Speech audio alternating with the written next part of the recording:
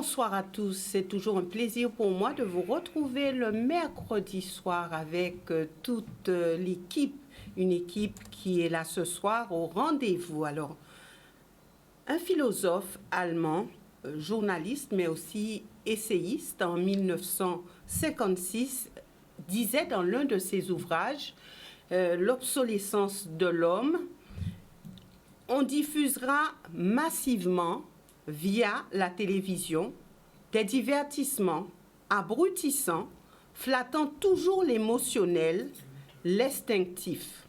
Il disait aussi, on occupera les esprits avec ce qui est futile et ludique.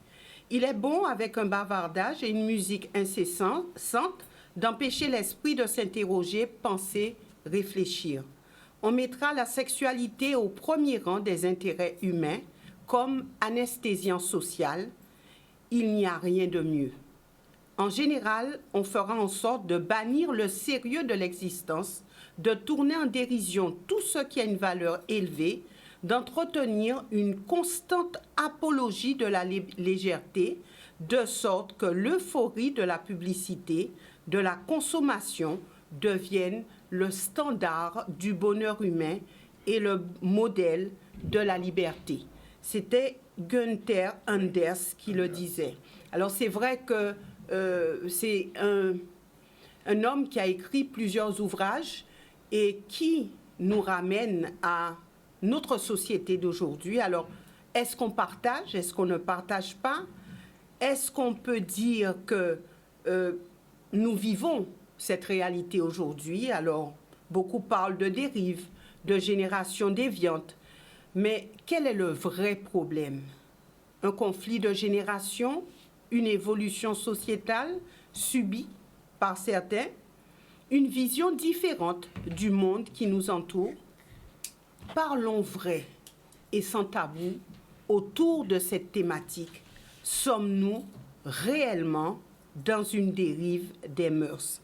Alors, j'aimerais mettre un préambule. Je tiens tout de même à préciser qu'il n'est pas question aujourd'hui de s'attaquer au carnaval, qui est un pendant culturel de notre société, et d'en faire l'axe central de cette émission. Lorsque nous parlons de dérive des mœurs, nous irons un petit peu plus loin dans notre analyse ce soir. Alors, le plateau, vous le connaissez bien. Il n'y a pas de surprise. Vous avez Raymond Otto, le Raymond national de la Guadeloupe. Il est sociologue, anthropologue. À ses côtés, bonsoir Raymond. Nous avons Harry Ancelade, le chouchou des Guadeloupéens. Harry, qui est ingénieur. Et puis à ses côtés, la femme qui fait partie de ce noyau dur, qui est aimée, appréciée aussi. Je veux parler d'Evita Chevry, qui est avocate. Et puis Samuel Damou, le Sam de la Guadeloupe. Il est chef d'entreprise. Et puis un jeune avocat, mais pas que. Un jeune qui sait... Pardon? Il est? Il est déjà rassis, il est plus jeune. Il est rassis, mais quand plus jeune. Bien, en tout cas, Raphaël Lapin, qui est avocat, en tout cas, c'est le jeune de ce plateau. Ah, ça, c'est pas discutable. Ah oui. Voilà. Ah oui. Voilà. Le très jeune du plateau. Voilà. C'est pas discutable.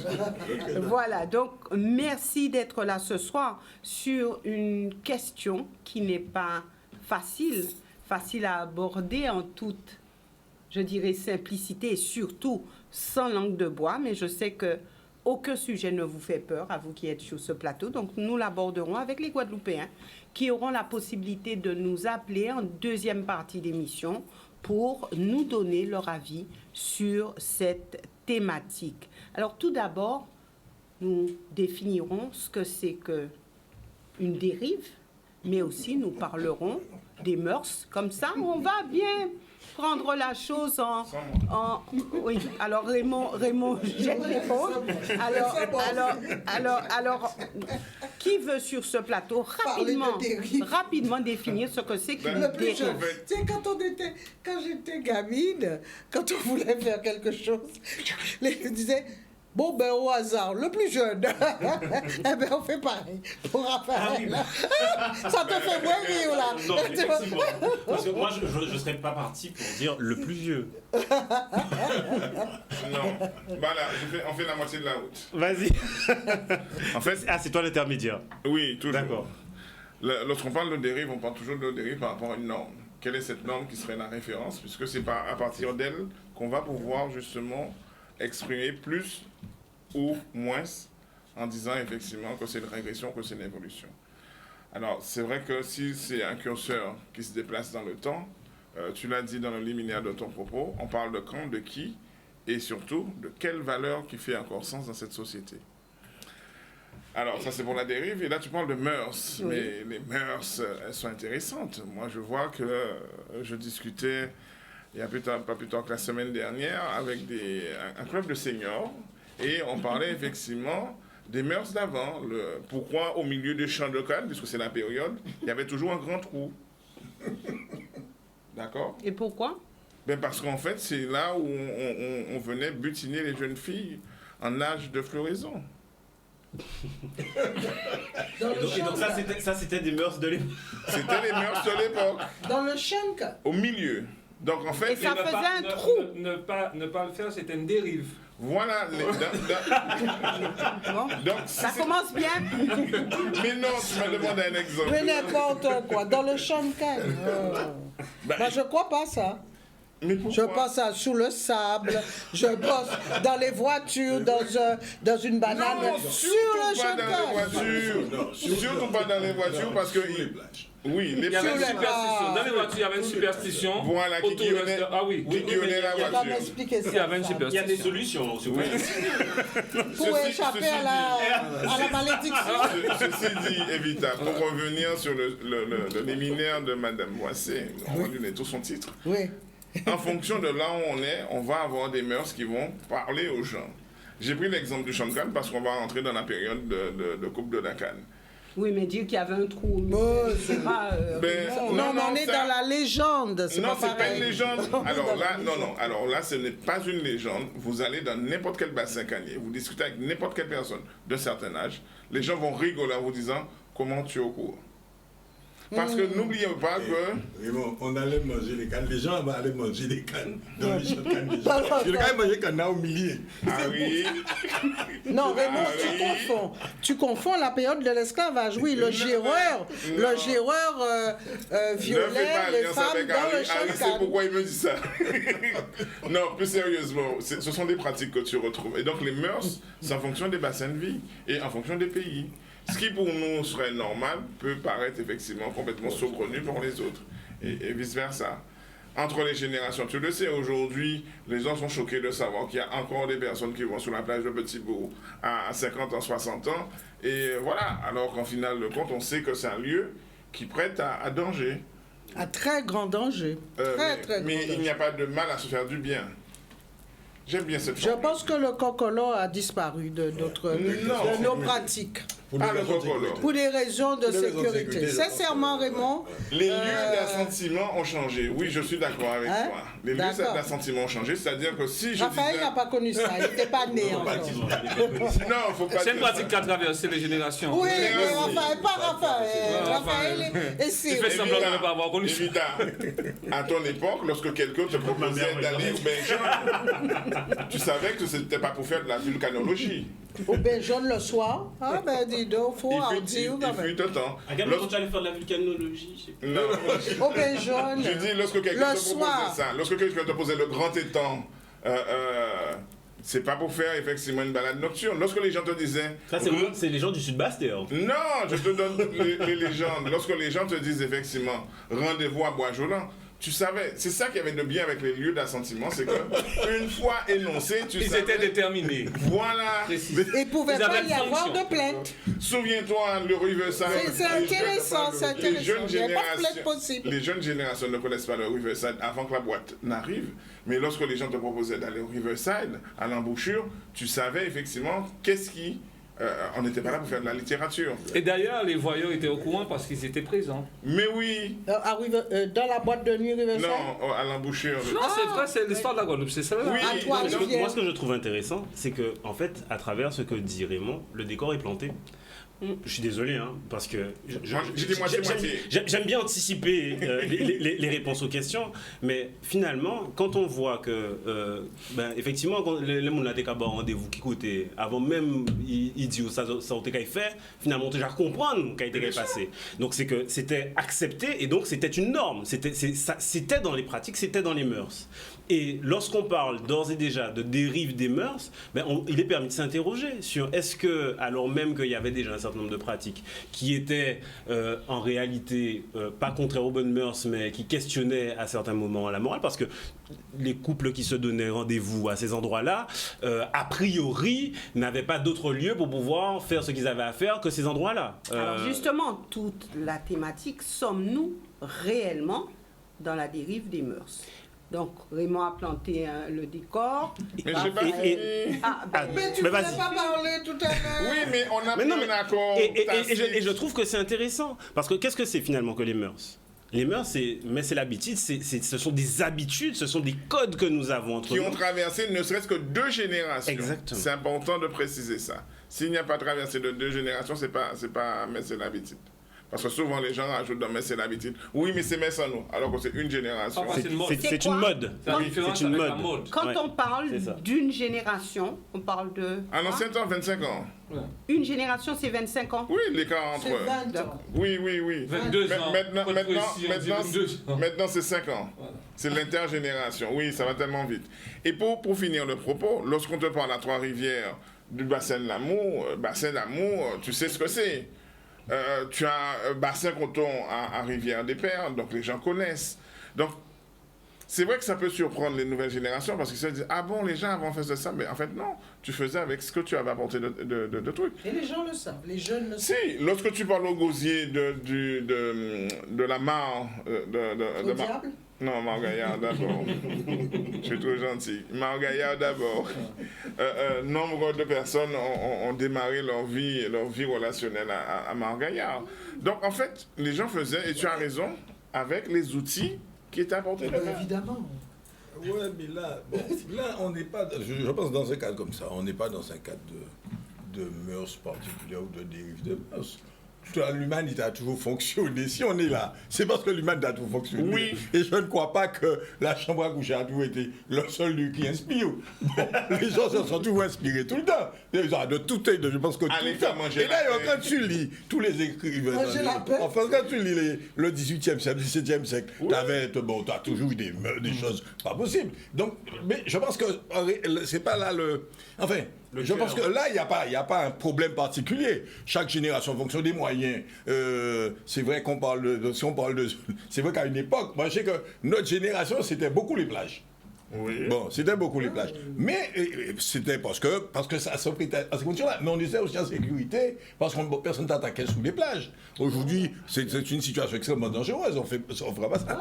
Mais c'est bon. Parce que c'était romantique aussi. Voilà, c'était. Mais oui, parce que. Le goût de la mer. Il y avait la lune, le reflet Le de la nombre de lune fois, sur l'eau. mais le nombre de fois que je me suis retrouvé devant Notre-Dame, qui Notre-Dame à 10h du soir en train de manger une quiche Lorraine, un coca, Oui, je me il disais, faut monsieur, dire aussi j'aime que bien c'était Notre-Dame, pour mais je des veux bien raisons m'avoir là, mais économiques aussi. c'est pas si agréable. Il faut le dire, c'était aussi pour des raisons Non, pour des économiques. raisons aussi de discrétion. Ah non, pas c'est une raison. Alors, De discrétion. Voilà. Parce que Voilà. à l'hôtel, Voilà. tout le monde le savait. hein. Mais tu n'avais pas Bon, accès à c'est ça, à l'hôtel. l'hôtel. Toi, tu n'avais pas accès à l'hôtel Ah, avant. déjà, l'hôtel, en plus, c'était pas tellement dans la. Non, Oui, non, mais je veux non. dire, Mais il y a en la plus, il y a la discrétion, discrétion. ouais. Oui. Mais alors, mais justement, parce que finalement, tu as dit, on ne parlera pas de carnaval. Mais Non, n'empêche- je n'ai pas dit, on non, n'en fera oui. pas l'axe Effectivement, non, mais tout à fait. central Mais de ceci cette étant dit, émission. moi, ce qui m'interpelle quand même, c'est que nous, ça a toujours fonctionné comme ça. Nous avons toujours tout vu, tout fait, tout. Etc. Pourquoi, subitement, on sent qu'il y a eu un problème? Parce que finalement, aujourd'hui, tout le monde est en débat sur ça. Je me dis Sur que c'est quoi? quand même bizarre. Sur Mais quoi? sur les problèmes, ça part du carnaval, c'est parti de l'histoire de élément sortie déclencheur. sous Tidovim. Ça a déclenché. Pourquoi il y a eu l'électrochoc? Je suis convaincu que si aujourd'hui, parce que c'est pas aujourd'hui seulement qu'on a vu ces choses-là. D'ailleurs, l'année dernière, il y en avait, ça n'a pas eu les mêmes réactions. On rigolait, on faisait des remarques. Mais aujourd'hui, il y a une réaction où je trouve que c'est un grand débat. Ça veut dire quoi? Ça veut dire que quelque part, il y a notre choc. Je pense que notre population a une saturation de quelque chose. Parce que c'est bizarre. Pourquoi? On n'a jamais été enfin, on n'a jamais été gêné. Tout le monde a dansé Francky Vincent, machin, etc. Tout le temps. Ça n'a jamais posé problème. On a toujours fait pas mal. Alors, on est peut-être allé maintenant on est peut-être allé dans... Au fur et à mesure, on a écouté une dose. Alors, est-ce qu'il y avait un moment... lui, il était light dans tout ça. Ah ben, par rapport à ça, ouais, peut-être qu'il était light par rapport à ça. Mais enfin, ceci étant dit, je me souviens de certaines chansons quand j'étais étudiant. Ça, à l'époque, c'était pas light. Enfin, on ne va pas aller reprendre... On va se mettre à chanter maintenant, mais c'était pas très light. Oui, mais la censure faisait son travail. Non, mais là, on commençait à ne plus avoir de censure. À Francky, non, il n'y avait plus de censure. Quand je me souviens. La censure s'est arrêtée pour son premier album, c'est pour la fête des mères à Kamama. Et c'est là où on a entendu des mères antillaises chanter du Francky Vincent. Souvenez-vous au départ, lorsque Francky passait à la radio, la dame éteignait sa radio en te disant et la dame te regardait comme ça et te faisait. Mais bon. Alors, donc c'est 80. Alors, bon, mais moi je trouve que la réaction aujourd'hui, elle est forte, mais elle interpelle tout le monde.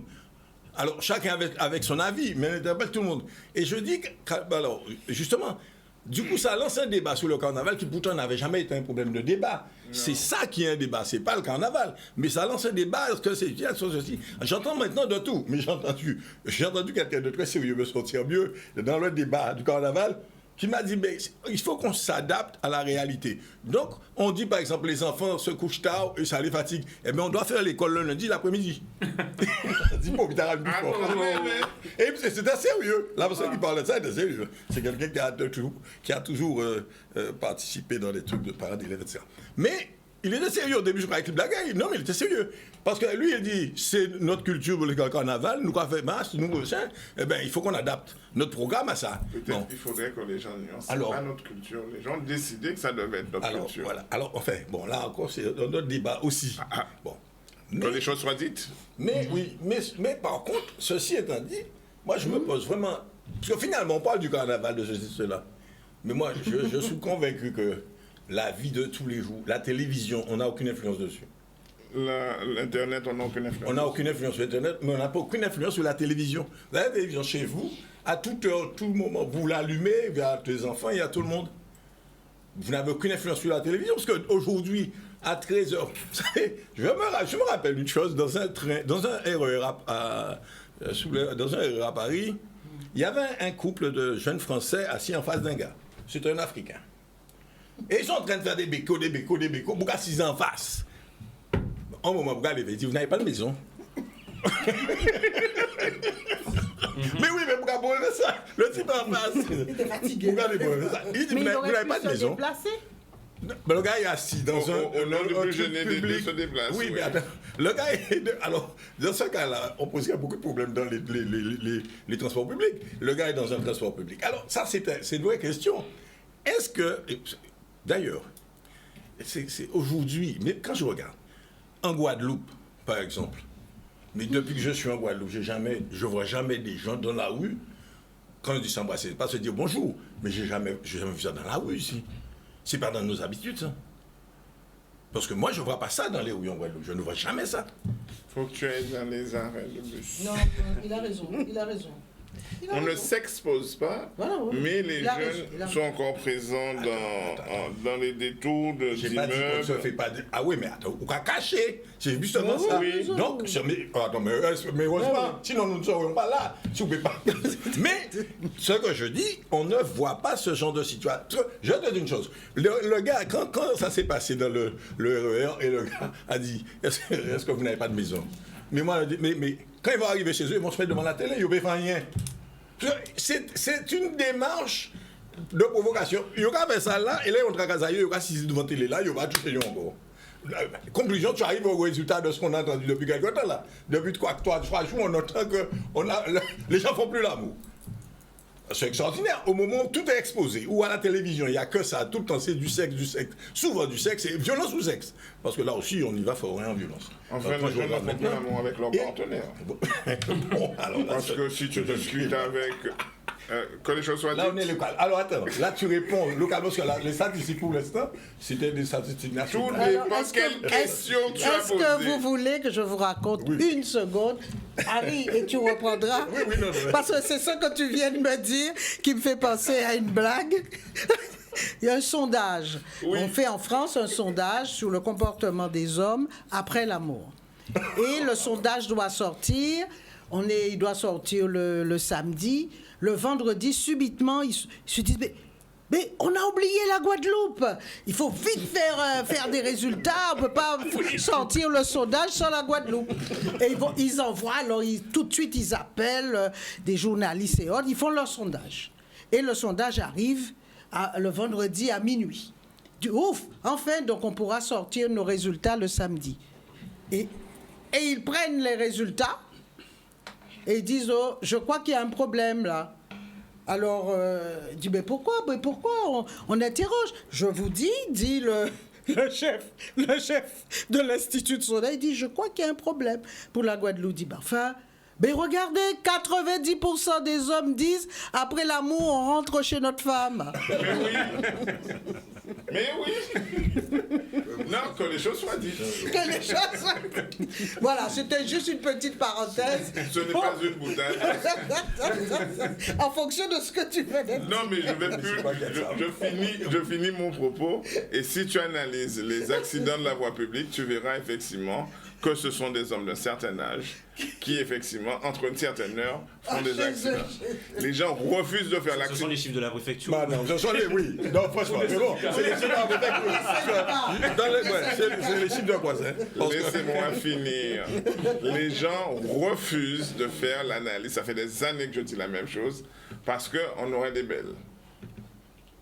Mais oui, si tu fais la vraie analyse accidentologie, Oui. tu vas te rendre compte que le monsieur qui... était très fatigué. Mais oui, Ouais, la et fatigue même du chauffeur. pour les jeunes, c'est-à-dire que tu as une location à Sainte-Anne, tu habites à Basse-Terre, c'est un peu normal qu'à l'Ermitage, tes yeux se ferment. Mais oui. Alors, En tout cas, alors, Harry, tu n'avais pas... Non, ça va, non. On Moi, est ce que je voudrais dire, ensuite, Sam et Raphaël. ce que je voudrais dire, je vais... Bien que l'atmosphère soit très sympathique comme d'habitude, moi, je pense que de toute façon, ça continuera sans cesse. Pourquoi? Qu'est-ce qui continue? Alors voilà. Ce que nous appelons la dérive maintenant, c'est obligatoirement par rapport à ce qui se faisait il y a 20 ans. Donc, le curseur, on le Voilà, il y a un curseur. Mais soyons sérieux. Quel pouvoir nous avons vraiment? Nous sommes, jusqu'à preuve du contraire, département français. Administré. D'accord? Oui? D'accord. Nous sommes département français. Alors, pendant un certain temps, c'est vrai, après l'abolition, etc., les valeurs occidentales arrivaient, mais de manière un peu chaotique.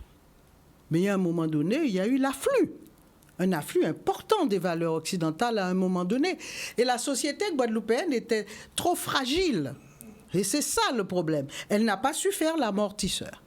Donc, qu'est-ce qui s'est passé? Ben, petit à petit, on a englouti toutes ces valeurs en même temps. Ça, c'est la première des choses. L'Église catholique, c'est vrai qu'elle a joué un rôle important aussi dans les mœurs à un moment donné, et c'est vrai qu'elle a perdu, on ne peut pas le nier, elle a perdu de son impact. Ensuite, il y a eu le phénomène de la nouvelle technologie, donc la télévision, les radios, etc. Donc on a commencé à voir un peu ce qui se passait ailleurs. Et puis il faut le dire, il y a maintenant, il y a la Caraïbe. La Caraïbe joue un rôle très important dans la façon dont, par exemple, les jeunes femmes s'habillent maintenant. La Caraïbe anglophone joue un rôle très important. Il y a les clips des Noirs américains avec les gestes les plus suggestifs. Sauf que les jeunes femmes oublient que ces femmes sont payées pour faire ça. Et puis, il y a aussi la révolution du bouillon. Le bouillon a été un tournant bouillon hardcore, madame. Oui, le bouillon est un tournant. C'est-à-dire que jusqu'à présent, c'était très subjectif, les danses entre hommes et femmes, etc. Tandis que le bouillon, c'est brutal. La femme se retourne, l'homme est derrière elle et il... Je suis désolée, j'ai vu, moi, je me suis renseignée, Le bouillon hardcore, c'est ce que tu dis. Le bouillon, c'est la musique traditionnelle de la Dominique. WCK, lorsque Non, tu mais regardes... je parle du bouillon qui est arrivé ici. Hardcore, faut que tu oui, précises. enfin, C'est pas la tu même l'as chose. déjà dit. Oui. Raymond, laisse-moi finir de parler. D'accord. Tu as beaucoup parlé. Alors, ce que je... raconter. Hein? On peut te raconter. Habitat à côté, hein? Bon. Justement, lui, voilà. Non, mais ce que je veux dire, le bouillon, Dixit Raymond, hard, comme le hard rock, en fait. Oui, hardcore. Donc, le bouillon a été un tournant aussi, où les femmes, comment dirais-je, se mettaient en position et les hommes se frottaient sur elles. Donc, ce qui veut dire que on ne peut pas, et c'est inévitable. En plus, il y a Internet. Donc là, on ne parle pas de dérive alors. Je dis simplement que de toute façon, ça va encore changer, ça ira encore plus loin, parce qu'on n'est pas maître du jeu. Est-ce que nous sommes maîtres de l'éducation nationale, l'éducation sexuelle faite aux enfants? On n'est pas maître de ça. Mais c'est tellement évident. Est-ce que nous sommes maîtres de l'éducation tout court, le pouvoir, l'autorité des parents vis-à-vis de leurs enfants? Parce que si nous l'étions, ça aurait été différent. En tout cas, il y a des pays... Non. Est-ce que tu vois bien? Oui, ils posent une question. Je pense que si nous étions maîtres de l'éducation nationale, nous aurions été différents dans nos pratiques. Alors. Je veux faire juste une remarque. Hein. Oui. J'ai réalisé dans le débat de la dernière fois que j'ai passé 10 jours au Sénégal. J'ai réalisé que je n'ai jamais vu une jambe de femme, mais ni une jambe d'homme non plus. Ni l'un ni l'autre. Et ça fonctionne naturellement, ça vit naturellement. Je n'ai jamais vu. Et je reviens, alors, excuse-moi, juste rapidement, on parle de faits concrets, vu qu'il y a des exemples. Par contre, je me suis regardé 15 ans déjà en Inde. Ça m'avait surpris. Chaque fois que j'allumais la télévision, tu avais toujours les films de danse, de machin, de tout, beaucoup d'amour, mais jamais j'ai vu un couple s'embrasser. Par contre, tu vas à Kadjouro, et là tu as un temple, il n'y a que du sexe. Et même les enfants de 5-6 ans viennent te vendre des trucs, des sujets qu'ils font, mais c'est que du sexe. Des enfants de 5-6 ans. Mais c'est là, c'est seulement là.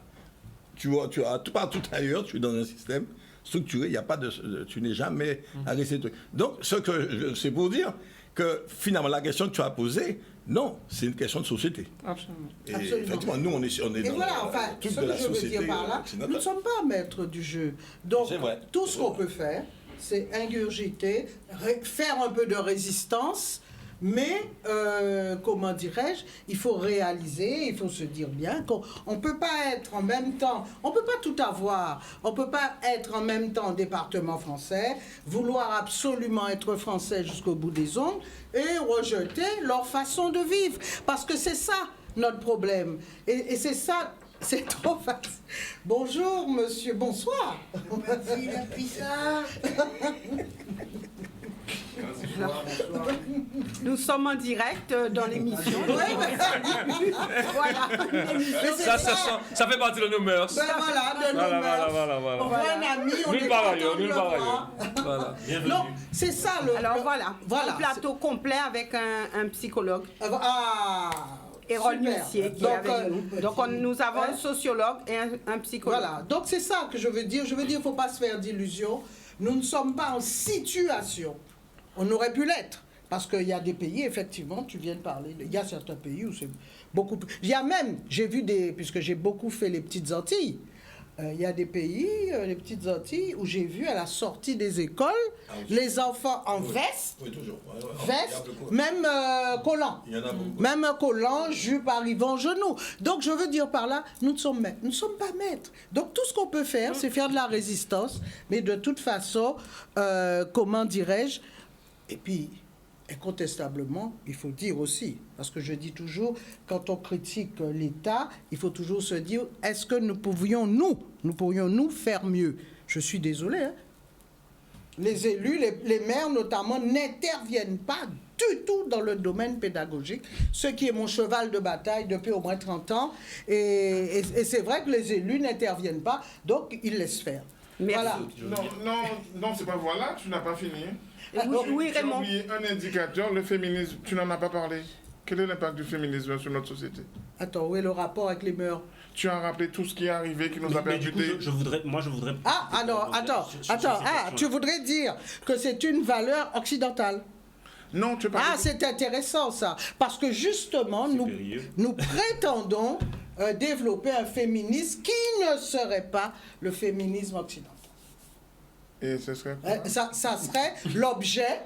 Mais non, ça c'est l'objet d'une émission. nous en ferons une Ah, oui, cher Ah non, là, tu as fait Eh coup de oui, ninja. cher Non, Raymond. tu as fait coup de ninja avec moi. Mais attends, mais moi je trouve, Le coup non, mais je trouve que dans cette confrontation, ou en tout cas sur ce sujet-là, il y a un certain nombre d'éléments sur lesquels j'aimerais bien rebondir, quitte à être un petit peu à contresens de ce qui a été dit jusqu'à présent, parce que quand on parle de dérive des mœurs, pour moi, c'est déjà une appréciation subjective sur des usages.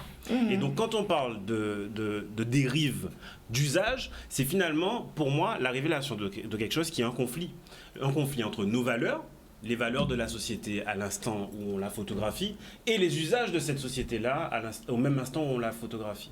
Et dire qu'on assisterait aujourd'hui à une dérive des mœurs, ce serait vouloir dire qu'on n'est pas d'accord avec ce qui est en train de se passer. Là-dessus, pour moi, je vais être un peu à contresens, parce que tu as parlé tout à l'heure on a questionné le point de savoir est-ce que ce n'était pas un conflit générationnel, comme pour dire que finalement à chaque génération il y aurait sa dérive des mœurs. Je crois qu'on est plutôt dans ça. C'est vrai qu'à chaque fois qu'on entend une personne âgée ou un ancien, comme on dit, parler, qui a dit « Ah, putain, elle a changé, ça n'a pas été comme ça avant ». Et effectivement, on va citer la litanie de ce que font les jeunes et qui ne correspond pas à nos valeurs, en reprenant le bouillon, en reprenant il y a 10 ans, moi je m'entends voir sur YouTube ce qu'était le passa-passa et découvrir ce qu'était le passa-passa et découvrir déjà un conflit de génération entre ceux qui dansaient le passa-passa et moi. Et avant ça, il y a eu l'attitude de nos parents, de mes parents en tout cas, vis-à-vis de quelque chose de nouveau qui était le dancehall. Et puis avant ça encore, et puis avant ça encore. Non mais pourquoi est-ce que je dis ça? Parce qu'il ne faut pas se rappeler, faut pas oublier qu'à une époque, les fleurs du mal ont été aussi censurées. Et qu'à une époque, on a jugé que quelque chose qui pour nous apparaît comme étant de la littérature classique était quelque chose qui contrevenait aux bonnes mœurs. Dissidente. Et d'absolument dissident. Et c'est pas le seul exemple qu'on pourrait prendre de choses qui choquaient à l'instant T une société donnée par rapport à ses valeurs et qui au final est rentrée par la suite dans les mœurs. Et pourquoi est-ce que je dis ça? Parce que on assiste, et c'est là où à mon avis on peut citer tout un tas de sujets qui sont éminemment politiques, mais qui sont en train progressivement, et là j'ose le mot et j'ose une appréciation subjective, de provoquer un certain nombre de déviances de la pensée, parce qu'on se retrouve sur l'autel et sur le motif de défendre un certain nombre de principes et de valeurs, à créer l'embryon d'une société puritaine qui n'ose plus parler de quoi que ce soit et qui n'ose plus rien dire. Je prends un exemple. De plus en plus, on est en train de gommer les différences entre femmes et hommes, même les différences biologiques qui peuvent exister entre femmes et hommes. Et là-dessus, je pose une question à cette société-là, où au final on voudrait dire que le genre n'existe plus, alors même que le genre existe et qu'il faut qu'à un moment donné, notre société, dans ses mœurs, puisse accepter des différences, sans pour autant nier une égalité juridique, une égalité qui est réelle, une égalité qui est dans les faits, mais accepter qu'il existe des différences, parce qu'à trop vouloir gommer les différences et à trop vouloir effacer les mœurs, eh bien, on risque de ne plus avoir de société du tout. Voilà, et je m'en arrêterai là. Samuel et ensuite Hérol. J'aimerais bien savoir, je m'ai bien entendu, qu'ils viennent. Il n'y a pas de En tout souci. cas, juste Mon dire- toit sauté, mon toit sauté, j'ai bien entendu. Une seconde. En quoi le genre, moi j'aimerais que tu m'expliques ça. En quoi le genre, la question du genre, c'est une question de conflit générationnel. C'est un vol de parole inutile. Hein? C'est un vol de parole inutile. C'est un vol de parole inutile. Moi, je suis clair là-dessus. Et tu vois, tu as fait un coup de ninja avec moi tout à l'heure sur la question du féminisme. Non, mais je ne suis pas d'accord. Le féminisme, c'est trop sérieux pour qu'on en parle 5 très, minutes. très sérieux là-dessus. Il faut qu'on fasse une émission dessus. Attends. Je refuse de répondre sur ça. Mais je ne t'ai pas demandé de répondre. Je t'ai posé une simple question. parmi les faits et les étapes que tu as évoquées, la seule que tu as oubliée, c'est l'impact lorsque le féminisme est arrivé chez nous. Le féminisme n'est pas arrivé chez nous, Je suis justement. sûr. C'est l'erreur que tu fais. Je suis C'est sûr. parce que tu as toujours une vision que ces valeurs-là viennent de l'Occident. Le féminisme ne vient pas d'ailleurs. Et c'est ça que tu as oublié. Et c'est pour ça que je On dis... a commencé il le me- débat sur le féminisme. Ben oui, Alors, alors, je dis, débat déjà, alors, c'est bon. t'es sérieux. Il a fait exprès. Non, Non. Raymond, Oui. nous reviendrons sur le Mais féminisme. oui. Non, mais Parce que tu vois, la question, elle est intéressante. C'est une vraie question. Ah, mais je vous attends, là. Je vous attends. Ah non, mais là, je suis ton homme là-dessus. J'ai aucun Nous souci avec reviendrons ça. là-dessus. Alors, il y aura un débat sur le Nous ferons oui, une Merci, émission sur le Ali. féminisme. Alors, Hérol ou Samuel? Alors, sur la question des mœurs, mais j'ai envie de dire éminemment humaine, à partir du moment où on a le sentiment qu'on est dépassé par ce qui se fait, à partir du moment où on a le sentiment que ce qui se fait est contraire à ce qu'on a appris, à partir du moment où on a le sentiment qu'on n'arrive plus à s'adapter à notre mode de pensée, à notre mode de vie, à d'autres pratiques, automatiquement, il y a un problème de mœurs. Maintenant, il ne faut pas oublier que dans le jeu de mœurs, il y a un côté moral. Le problème, c'est que le jugement moral est toujours un jugement qui est très proche du religieux, qui est très proche du clivage, qui est très proche, c'est-à-dire que dans la notion de mœurs, finalement, on est toujours dans le binaire, bon ou pas bon. Je crois que, moi, ce qui m'interpelle en tout cas dans l'évolution des mœurs dans notre pays, c'est, j'appellerais ça une espèce de changement de pensée. C'est-à-dire que, pas plus tard que ce midi, je discutais avec un certain nombre d'amis, où je leur disais, mais que quand j'étais enfant, j'ai connu des gens ici qui construisaient la Guadeloupe, qui la dirigeaient et qui la faisaient avancer.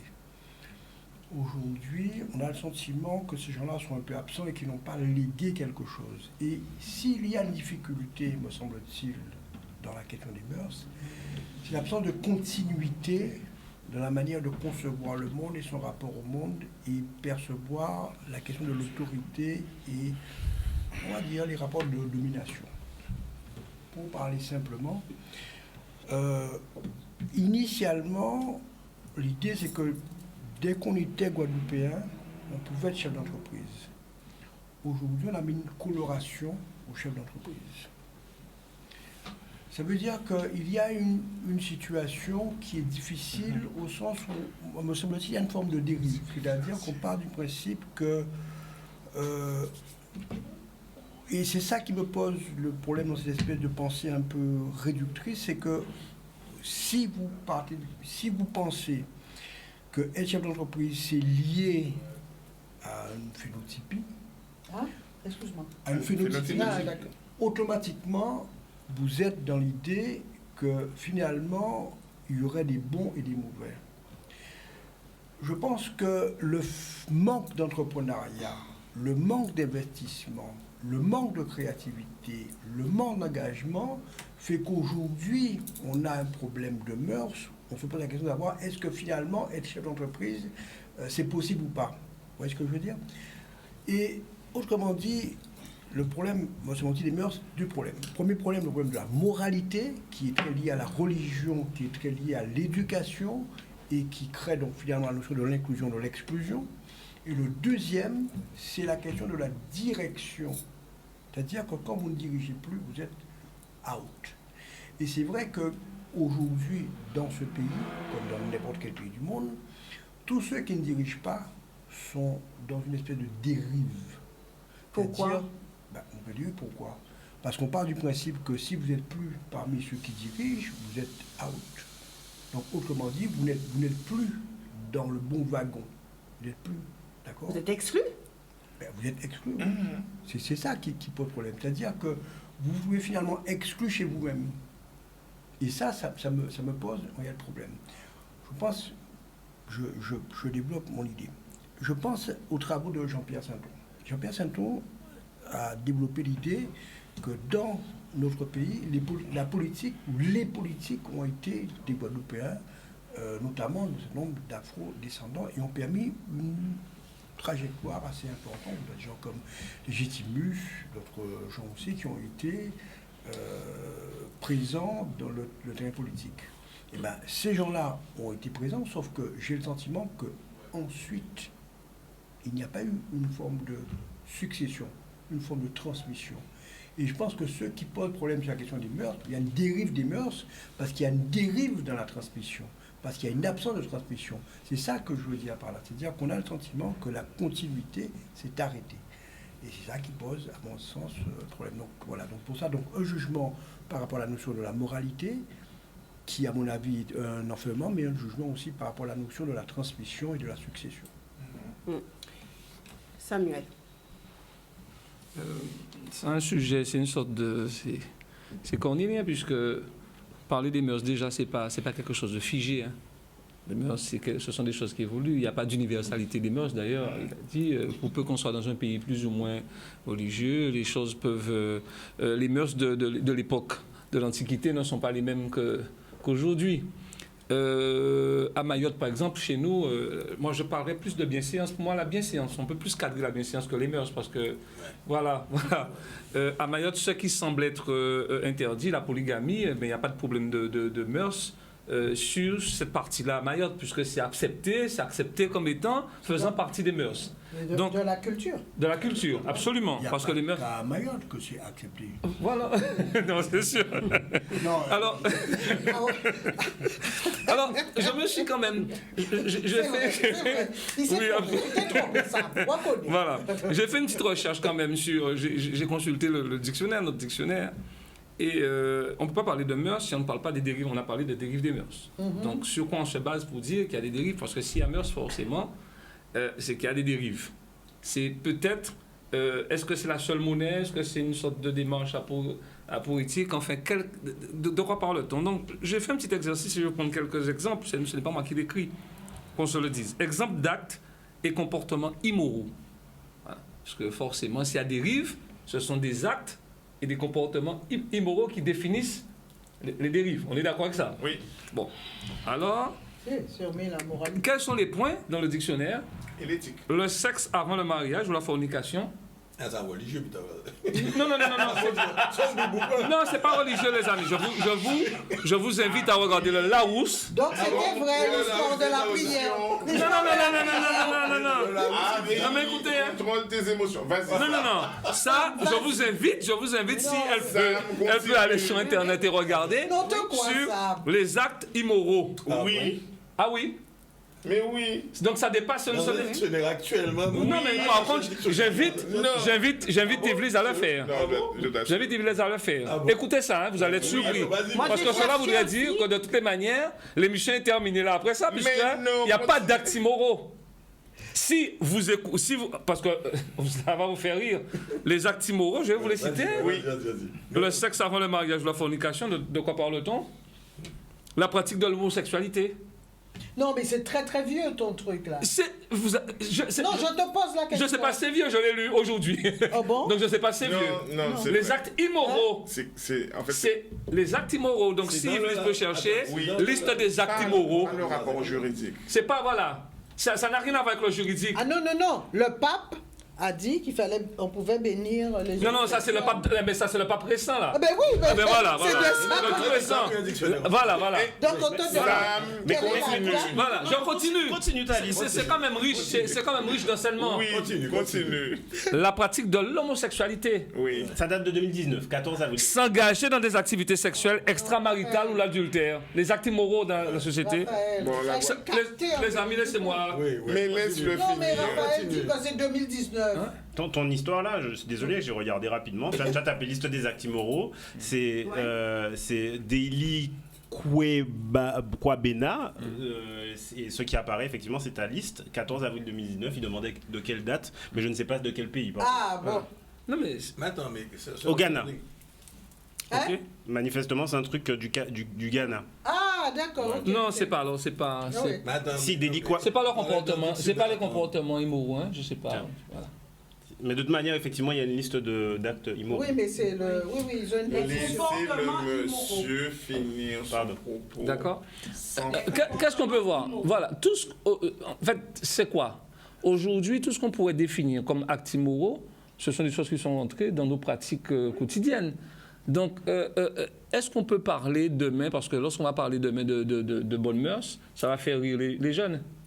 Puisque aujourd'hui, on est dans une société qui est tout à fait débridée et Evita l'a évoqué, à partir du moment où les réseaux sociaux étaient rentrés dans l'éducation, parce que quand tu as parlé de bouillon, tu as parlé de toutes ces choses-là, nous ne vivons plus dans des sociétés cloisonnées où nous pouvons gérer ces choses-là. Donc forcément, ça va continuer. Il n'y a aucune chance que ça s'arrête. Maintenant, ce qu'on convoque aujourd'hui, et vous voyez aux États-Unis, vous avez des jeunes qui prennent complètement le contre-pied de ces choses-là et qui partent dans une autre démarche, qui sont se renfermer. Oui. Voilà. La purification. Voilà. Et on voit beaucoup de phénomènes comme ça dans les pays qui sont en train de se développer parce que les gens sont tellement happés par le non-conformisme de la moralité qu'ils ont tendance, effectivement, ces personnes-là ont tendance à se surprotéger, donc, pour pouvoir répondre, voilà. Donc, moi, ce que je dis tout simplement, c'est qu'on vit dans une société aujourd'hui où c'est pas... Je l'ai dit, ce ne sont pas des actes, c'est pas immuable. C'est pas immuable, ça va changer, il n'y a pas d'universalité des mœurs. Forcément, c'est quelque chose qui vit au jour le jour, c'est vivant. Alors, Raymond l'a rappelé, il faut que ça dure au moins 25 ans pour que ce soit mœurs, parce que sinon, c'est une mode. Oui. Mais aujourd'hui, les modes deviennent mœurs. Parce que des phénomènes. Voilà. Et si vous reprenez le bouillon, par exemple, beaucoup de jeunes aujourd'hui, cet après-midi, pas plus tard que cet après-midi, une jeune de 28 ans me disait qu'elle a un problème lorsqu'elle va dans les soirées pour entendre que du bouillon parce qu'elle a l'impression que c'est pas notre culture, mais ça a appelé toute la jeunesse guadeloupéenne avec tout ce que ça comporte comme scène un peu osée. Et là, parfois, ça interpelle. Parce qu'on voit aujourd'hui, ce sont des enfants qui sont attirés par ça. Ce sont des parents qui n'ont pas de problème avec ça, qui dansent devant leurs enfants. On se demande à quel moment il y a une petite... Parce que lorsque je parle de pays qui a perdu sa spiritualité, encore une fois, je ne parle pas de religiosité, je parle des choses de l'esprit. C'est vrai que les choses de l'esprit sont mises de côté. Il faut le dire. La lecture, un certain nombre de choses, parce que hier j'entendais un philosophe dire que de toute manière on se construit autant qu'on peut regarder 10 000 images. Ouais. Ça ne forme pas un cerveau, mais par contre si vous lisez 10 000 phrases, eh bien ça vous change, ça peut changer quelqu'un. Parce que la lecture c'est quelque chose d'important. Ce sont des choses qu'aujourd'hui qui n'ont presque plus cours dans nos sociétés. Les gens lisent de moins en moins. Donc forcément à partir du moment où vous lisez de moins en moins... Alors apparemment les gens recommencent à lire, hein. Alors, faut le dire rapidement, parce que ce ne sont pas, d'après les études, c'est pas tellement la tendance. Donc, une société qui ne lit pas forcément, c'est une société qui a tendance à... L'élite continue à... Voilà, l'élite. Mais l'élite a toujours lu. Voilà. L'élite a toujours lu. Ça, voilà. c'est clair. C'est clair. D'ailleurs, l'élite, effectivement, n'a pas le même comportement non plus. Donc, quelque part, est-ce que c'est lié? Donc, forcément, lorsqu'on est habité par les choses de l'esprit, eh ben, on a moins tendance à passer sur des choses purement dites charnelles, purement dites superficielles, on fait tout ce qu'on veut. Et c'est peut-être là j'ai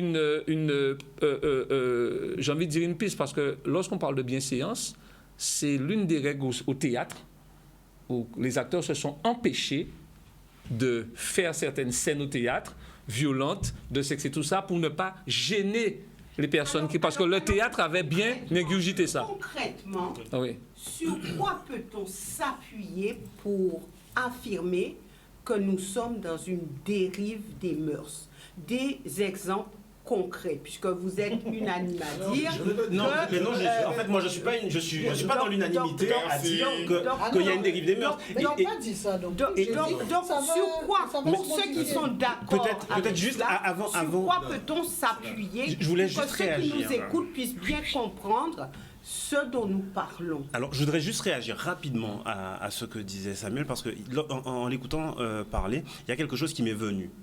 Et il a cité déjà une liste des exemples qui, à un moment donné, représentaient un certain nombre de mœurs, d'usages comme étant prescrits et qui devaient être acceptés par la société parce qu'ils étaient prescrits par une autorité religieuse et puis qu'ils étaient rentrés dans une forme aussi de légende selon laquelle il ne faut pas faire ci parce que tu vas devenir sourd, il ne faut pas faire ça parce que sinon le monstre va venir t'attraper ou j'en sais rien, et qu'on transmettait de génération en génération.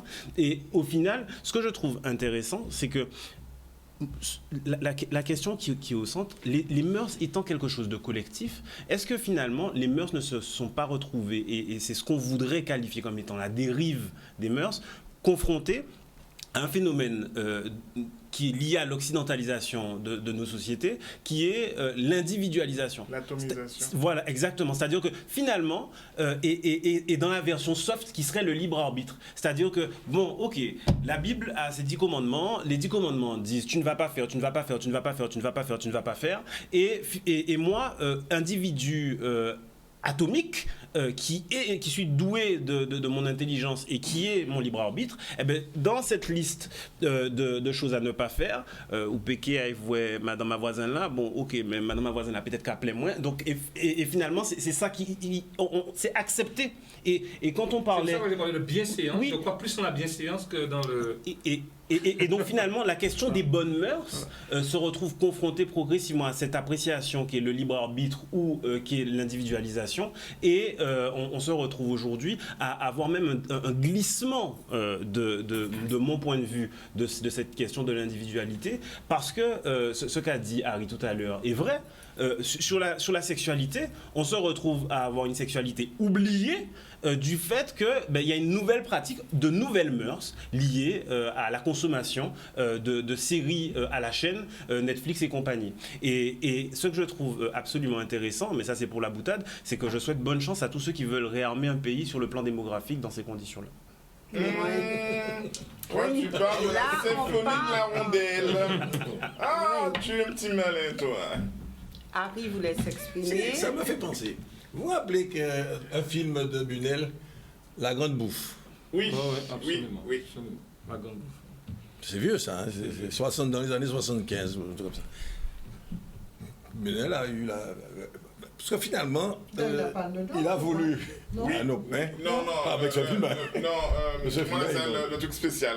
Ah oui, d'accord. Avec autre chose. Mais là, bon, le principe était, les gens... Alors, on change les habitudes. Alors maintenant, les gens sont autour d'une table pour manger, ils sont sur des WC. Ils sont assis sur des WC. C'était ça la base du film. C'était ça. On est assis sur des WC. Eh bien, alors justement, c'est là où ça rend compliqué la discussion de sous les mœurs. Parce que moi, je parle d'un principe.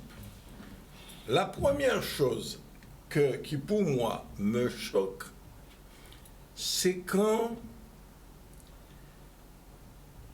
on veut imposer aux autres nos pratiques. Moi, c'est la première chose qui me choque. Je considère que chacun fait, par exemple, chacun fait ce qu'il veut dans son environnement à lui. Alors, tout à l'heure, tu disais l'individualisme, mais ça pourrait être dans un sens. Parce que pour moi, le principe, je ne vais pas juger ce que quelqu'un fait chez lui. C'est son lieu, son espace personnel. Chaque individu, tout ce qui est la nature permet de faire, c'est le choix des individus. Parce qu'à partir du moment où la nature permet, je veux dire, il y a la possibilité de faire. Chacun fait ce qu'il veut.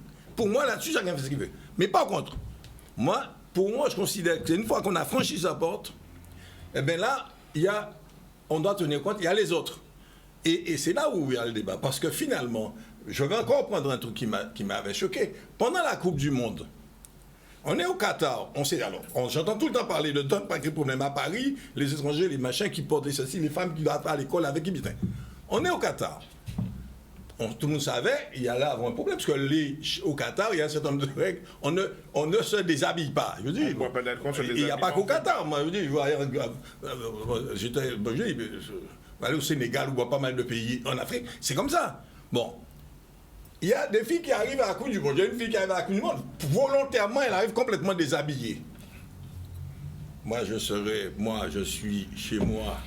Les règles, c'est ça. Ou quand il vient ou pas rentrer, en cas de rentrer à Gaza. C'est tout. Parce que je trouve ça, c'est là que moi, je trouve qu'il y a une sorte de dérive. Mais je dirais, quand je parle de dérive, je considère, là, ça glisse sur un terrain politique. Je considère qu'il y a une communauté, qui est la communauté occidentale, qui décrète les valeurs. Et qui dit ça c'est bien, ça c'est pas bien. Et quand c'est dérive, ça devient des nouvelles valeurs. Mais ça donne le là à tout le monde. Et si on n'est pas comme ça, on est barbare. Si on ne respecte pas, on ne rentre pas dedans, on est barbare, on est ceci, on est cela. Je trouve ça inadmissible. Et ça, pour moi, c'est un cas que je trouve, justement, eh bien, la dérive de mœurs, pour moi, c'est ça. Parce que finalement, la première chose que je considère, on respecte chacun fait ce qu'il veut dans son environnement. Mais par contre, on n'impose rien à personne à l'extérieur. Alors, et c'est là le problème, parce que quand entre être déshabillé et être trop habillé, parce que finalement, en Occident, on dit qu'on ne faut pas rentrer dans l'école parce qu'on est trop habillé, mais par contre, il n'y a pas de limite à être déshabillé. Bon, enfin, les choses ne sont jamais à ce niveau-là, c'est jamais très clair. Bon, donc, pour moi, on fait un abus de pouvoir qui n'a rien à voir avec des mœurs ou des bonnes mœurs. Bon, et deuxième, alors, et moi, par contre, ce qui me chiffonne, c'est pareil, hein, le cinéma. C'est un élément important. Et on me dit, j'aime beaucoup certains films. Si je veux regarder une série, c'est vrai que j'ai tendance à regarder certaines séries. Bon, à chaque fois, on me dit, tiens, c'est marrant, tu as tendance à aimer des séries de tel pays. Bon. Mais c'est vrai, mais il y a des pays, par exemple, une série américaine, c'est certain que c'est rapide et violent. Souvent. C'est beaucoup de violence. Moi, je suis saturé. Eh bien, pour moi, il y a dérive de mœurs parce que je considère qu'en 20 ans, 30 ans, moi, la même génération, je suis arrivé à saturation. Je cherche des choses qui correspondent à mon état d'esprit parce que c'est tout le temps violent, violent. Et je considère, en étant adulte, il m'arrive de tourner la tête devant un écran de télévision. C'est qu'il y a quelque chose qui ne va pas. Parce que là, je suis adulte. Oh, il m'arrive de ne pas regarder. Je tourne la tête parce que la violence est trop forte, parce que il y a des choses qui je tourne la tête. Alors, donc, je dis qu'à ce niveau-là, la télévision, c'est un phénomène quand même qui est censé vouloir être universel. Donc, il y a un problème, parce que je ne pense pas être quelqu'un de frileux. Je ne suis pas quelqu'un de... Mais je pense que ça a saturé. Et c'est pour ça que je dis, le déclic du carnaval, là, ce qui vient de se passer en Guadeloupe, qui pour moi est nouveau, subitement, il y a un grand débat sur un truc. Alors, depuis le temps qu'on fonctionne avec toutes sortes de blagues et machin, je me dis, c'est que quelque part, c'est devenu... Le déclic s'est fait là, oui. Mais je reste convaincu que c'est que les gens sont saturés d'un certain nombre de choses. Et je prends... Alors, on va entrer dans le vif du sujet. D'ailleurs, il y a une chose qui m'a choqué. On a fait le vote homosexuel et tout ça. Tout le monde a regardé les débats en France. Enfin, oui, bon, le mariage pour tous, etc. Et oui, bon. Mais tout le monde regardait les débats en France. Moi, j'ai jamais entendu de débat en Guadeloupe. Hein. Je me suis toujours demandé, tiens, pourquoi on ne débat pas? On ne vote pas. On est français, on n'est pas français. Il n'y a jamais eu de débat ici. On a tout parlé de débat en France. Bon. Ceci étant dit, bon, on prend le truc.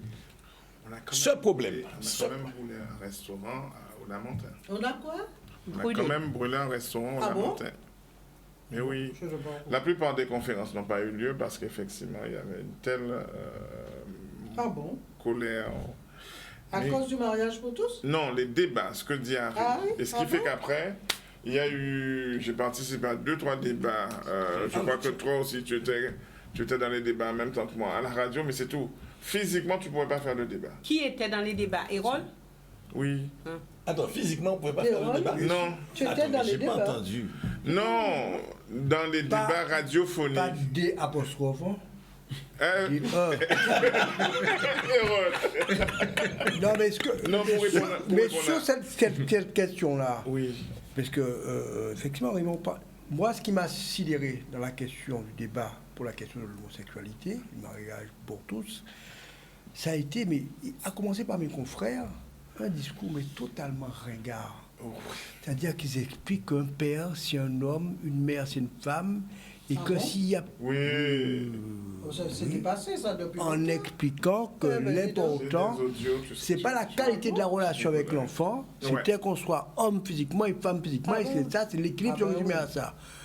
J'étais assez sidéré, mais des grands anthropologues, des grands psychologues, des grands référents, des professeurs d'université. Et c'est ça qui est non, c'est-à-dire qui parlait du principe que quand la doit être tenue par un homme physique. Voilà, c'est ça. C'est-à-dire que quand Christiane Taubira a lancé la question du débat. Ça, c'est faux. Donc, Harry dit effectivement qu'il n'y en a pas eu. Pourquoi? Mais d'ailleurs, c'est quand même sidérant.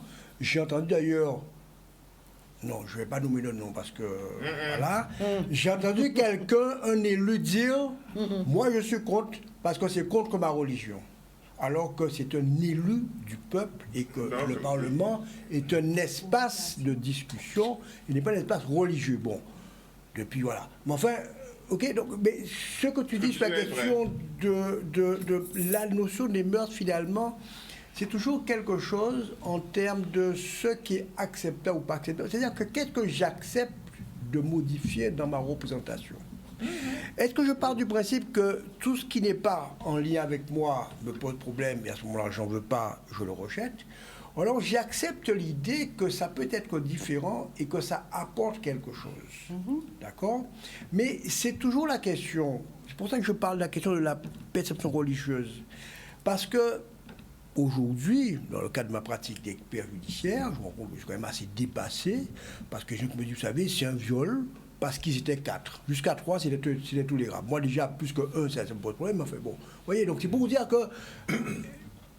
visiblement, je me dis, mais quelque part, mais pour moi, c'est pas forcément une dérive. Bon, je suis sûrement largué, je suis un peu ringard. Bon, donc, pourquoi pas? Mais la question, c'est que, sur la question du nombre, la première question, c'est est-ce que ce qu'on voit, ça nous pose problème ou pas? Et ça nous pose problème comment? La première question, sur la question de la dérive, c'est qu'est-ce que ça provoque en nous? Qu'est-ce que ça réveille en nous? Est-ce que c'est ça? Est-ce que c'est acceptable ou pas? C'est ça qui est le premier problème.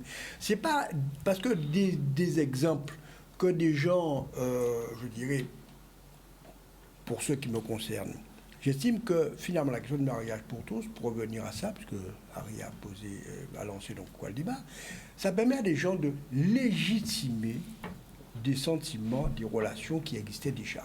Donc en soi, ça me semble tout à fait normal. Maintenant, sur l'éducation, la question de l'homosexualité, c'est quand même quelque chose dont on ne voit pas parler. Donc autrement dit, il y a une différence entre ce que l'on estime devoir laisser s'exprimer parce que c'est humain et que c'est nécessaire, et ce qui moralement devient inacceptable. Et de ce point de vue, j'ai trouvé, enfin je parle en présence d'un avocat, que pour une fois, le droit avait pris une certaine avance. On parlait de féminisme. Avait pris une certaine avance, pourquoi? Souvent, le droit est un peu, comment dire...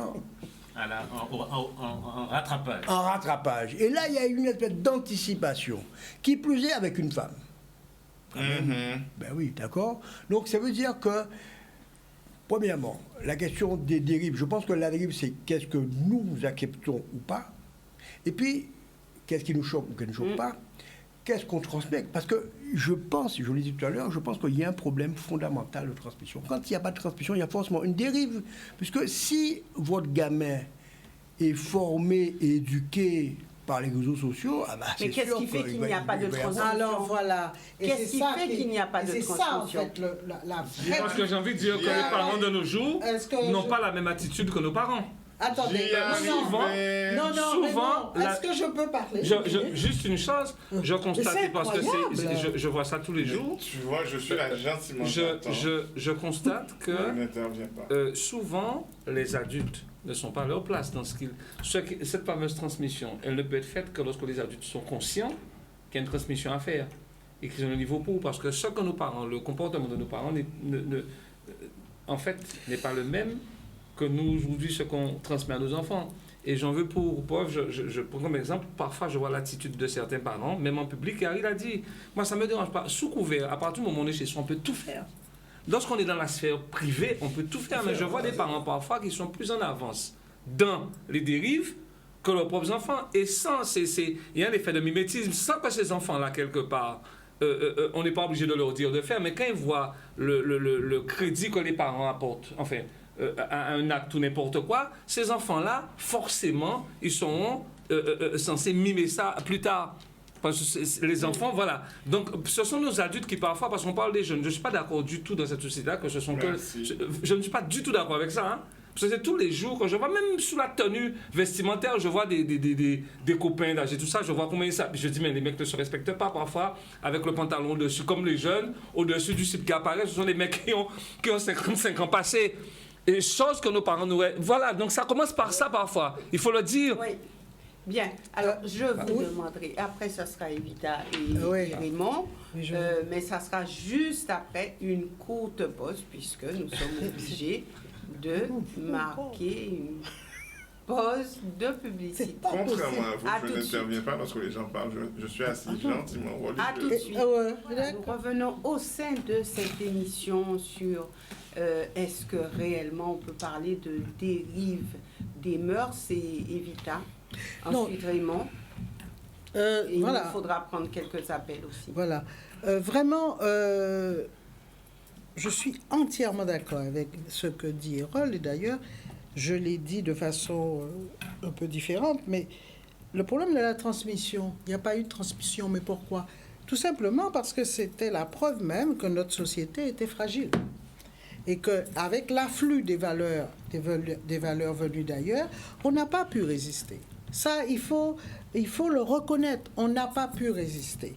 Donc, cette continuité ne peut pas avoir lieu, justement, parce que notre société, de par son histoire, et ça me dirait, Evita, tu reviens toujours sur cette question, de par son histoire et autres, nous n'avions pas assez d'ancrage. Ce qui fait qu'effectivement, tant qu'il n'y avait pas cet afflux, nous n'avions pas ce problème. À partir du moment où il y a eu un afflux de valeurs venues d'ailleurs, on n'a pas tenu le choc.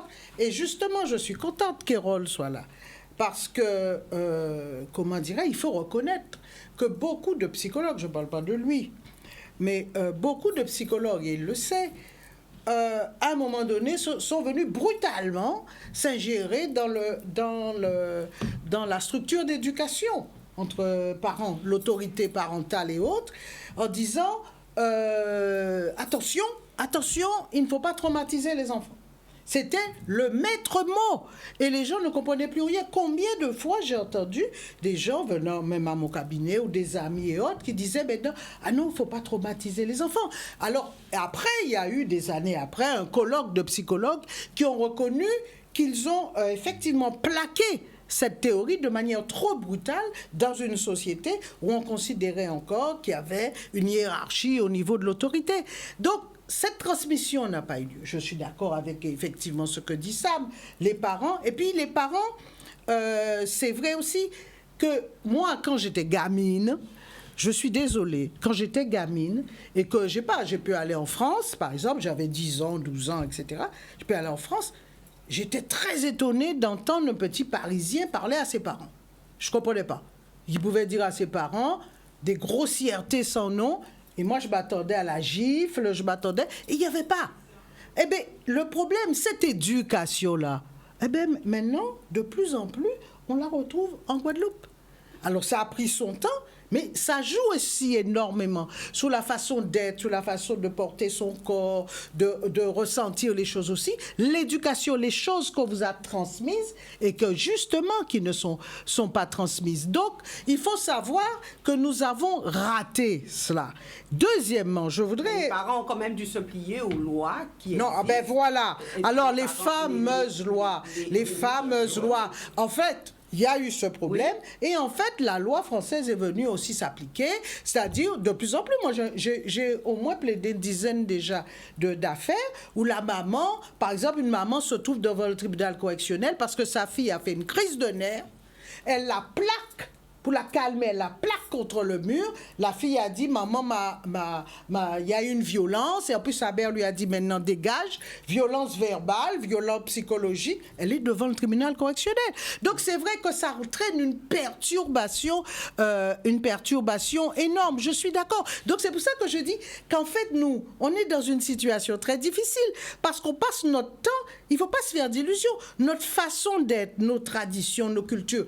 Et là, je ne suis pas d'accord avec Raphaël. Ce n'était pas une question vraiment de conflit de génération. Ça, c'est occidental, cette façon de voir. Simplement, il y a eu un moment donné, il y a eu transmission. C'est tout. Et maintenant, après, il n'y a plus transmission. Parce que la question du genre, je suis désolée, ce n'est pas une affaire de conflit de génération. Qui mène l'affaire? Les ministres de l'Éducation ne sont pas particulièrement jeunes. Mais on arrive à un stade, il faut aussi le dire, où tu as des gamines. Moi, j'entends une gamine de 7 ans et demi, 8 ans. Quelqu'un la taquine en lui disant, ben alors, dans votre histoire là, tu es une fille ou un garçon? Et que répond l'enfant? En Guadeloupe. Que répond la petite fille? Ça dépendra de mon désir. Une petite fille de 7 ans et demi, 8 ans. Donc, de temps en temps, si je suis attirée par un petit... Hein? Très commun. Ça. C'est très commun. Si je suis attirée par un garçon, eh bien, je serai une fille ou autre. Ça, je l'ai entendu.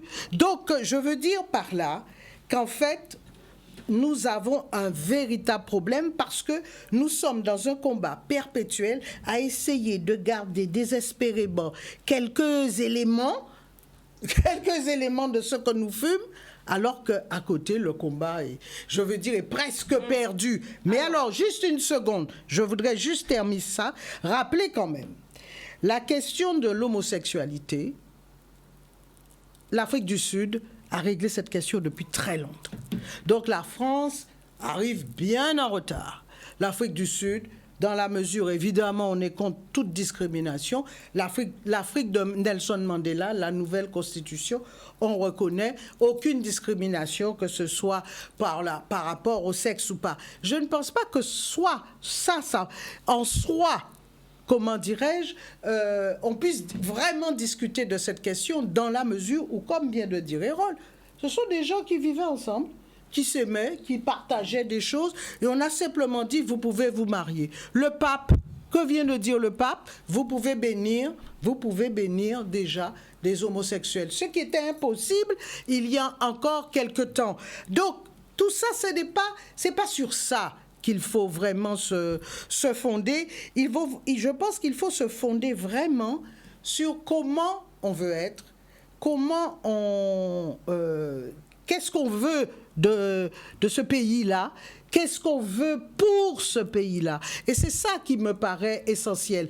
Est-ce que le fait d'être dans les tenues des Caribéennes qui ont amené ici le vêtement collant, le gros ventre, etc., est-ce que c'est quelque chose qu'on peut combattre? Il y a un mouvement maintenant, actuellement, sur l'élégance guadeloupéenne. On essaie de compenser, comment dirais-je, tout cela. Moi, je dis que ça sera très difficile. Parce que maintenant, il y a les réseaux sociaux, il y a tout ça. Et puis, un petit clin d'œil à monsieur Raymond, que j'aime beaucoup. Le féminisme, Raymond, nous réglerons cette affaire très sérieusement la prochaine fois parce que j'ai noté, et vous voyez que le féminisme c'est très important parce que qu'on le veuille ou non, c'est intégré, il l'a intégré dans son inconscient. Vous avez vu le nombre de fois où il m'a arrêté quand je disais bouillon parce que je disais pas hard. Le cher Raphaël a dit bouillon. Samuel aussi, je crois, parlait de bouillon. Jamais tu ne les as interrompus. Donc, tu vois bien que c'est intégré très sérieusement. Merci. Raymond. J'ai besoin de boutade. Juste une boutade et moi une demande. Parce que nous avons dit, est-ce qu'on peut prendre un appel? Mais vous connaissez mes boutades, elles sont encore. Alors, j'en ai une pour toi, une fine. Alors, c'est un monsieur et une jeune femme qui discutent effectivement du féminisme et de l'égalité homme-femme. Et donc, la femme est, comme toujours, les femmes ont un crachoir, vol de parole inutile. Et à un moment donné, le monsieur lui dit, mais si je comprends bien ce que tu es en train de me dire, si nous sommes égaux en tout, et que si vous êtes des combattantes, donc dans le viol, c'est le sexe opposé qui a perdu le combat, donc c'est pas un crime. Et là, la dame est rentrée dans toute une fustigation en disant, non, tu t'imagines tout le combat qu'on a déjà mené. Ça veut dire que dès lors que tu changes les règles du jeu, il toujours va gagner. Je ferme la parenthèse. Je reviens sur la question. On répondra, ça sera intéressant. Je reviens sur la question des transmissions, plus sérieusement. Alors, rapidement, puisque nous avons un appel, donc je voulais récupérer cet appel et ensuite revenir à Raymond. Il n'y a pas de souci. Il n'y a pas de souci. Récupérons l'appel. On récupère l'appel et ensuite... J'ai senti qu'il y avait une interrogation. Je me suis permis de faire une proposition. Voilà, premier appel. Bonsoir. Bonsoir. Bonsoir. Oui, bonsoir madame. Oui, bonsoir. Bien, en fait, j'interviens dans l'émission là, quand on regarde depuis au début, depuis commencer l'émission là de tout le temps.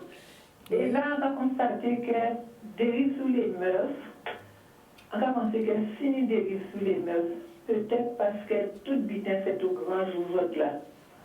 Parce que là, M. Otto parlait tout à l'heure là, tout dans les champs de canne. Sans idée qui existait. Sans idée qui existait. Non, il ne faut pas dire ça. Evita dit que c'est faux. Ça existait. Peut-être Evita arrivait à la ville. Mais par exemple, c'est des poupées de canne et marais de canne. Ou des cas, vous avez ici un cas pour des camps, les mains, un cas américain des doigts, et pourtant, il n'y a pas marié. Et au cas, vous avez des qui n'ont fait, posez la question là, c'est bien des cas fait. Là, par exemple, les jeunes filles, des cas chez Glorama, ils ont des cas manger des petits copains, et tout des cas qui voient basse, posez la question là, c'est des cas fait.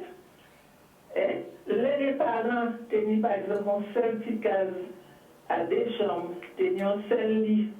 Tout le monde était à dormir, mais papa et maman, ils ont un jardin matin, midi, et tout le monde a à l'école. Et puis, tout le monde a fait poser la question, là, tout c'est bien été fait. Donc, si nous dérivons à présent, c'est que tout bien est fait au grand jour, vous ne pouvez pas cacher à rien encore, alors que tout bien est fait dans la discrétion. Vous n'avez qu'à poser des questions, mais pas vous ne pouvez pas rien. Discrétion. C'est ça que je veux dire simplement. Voilà. Merci beaucoup, madame. C'est ça, la discrétion. Oui, vraiment. Je pense que c'est là où le problème, de toute façon. Le problème, ce n'est pas ce que. Mais c'est ce que je disais tout à l'heure. Le problème n'est pas ce que les gens font dans leur intimité, dans leur privé. Le problème, c'est qu'on fait ses affaires, soit. Chacun fait ce qu'il veut, mais même quand ils sont collectifs. Les gens, ils font leurs affaires ensemble, même si ils ont 25. Mais ils ont 25 ensemble, c'est règle de jeu à eux. C'est leur problème. Harry a oublié Raymond. Mais non, vas-y. Il n'y a pas de problème. Mais le principe, c'est là où est le principe, c'est que c'est là où moi, personnellement, parce que c'est difficile de mettre chacun a un avis là-dessus. Moi, là où je trouve ça dérangeant, je dis dans un sens ou dans l'autre. Vous savez, je reviens sur l'homosexualité. Vous savez à quel moment j'ai été touché par l'homosexualité?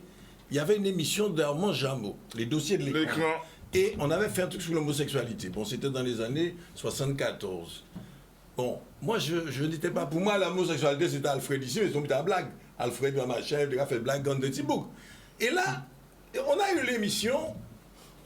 Il y avait un grand auteur, un grand écrivain qui parlait d'homosexualité. Enfin, que lui était là, le mec était représentatif. D'ailleurs, on lui demande est-ce qu'il a fait des tournements de mineurs. Le gars a dit. Qu'est-ce qu'il a? Il avait fait des tournements de mineurs. Il a dit oui.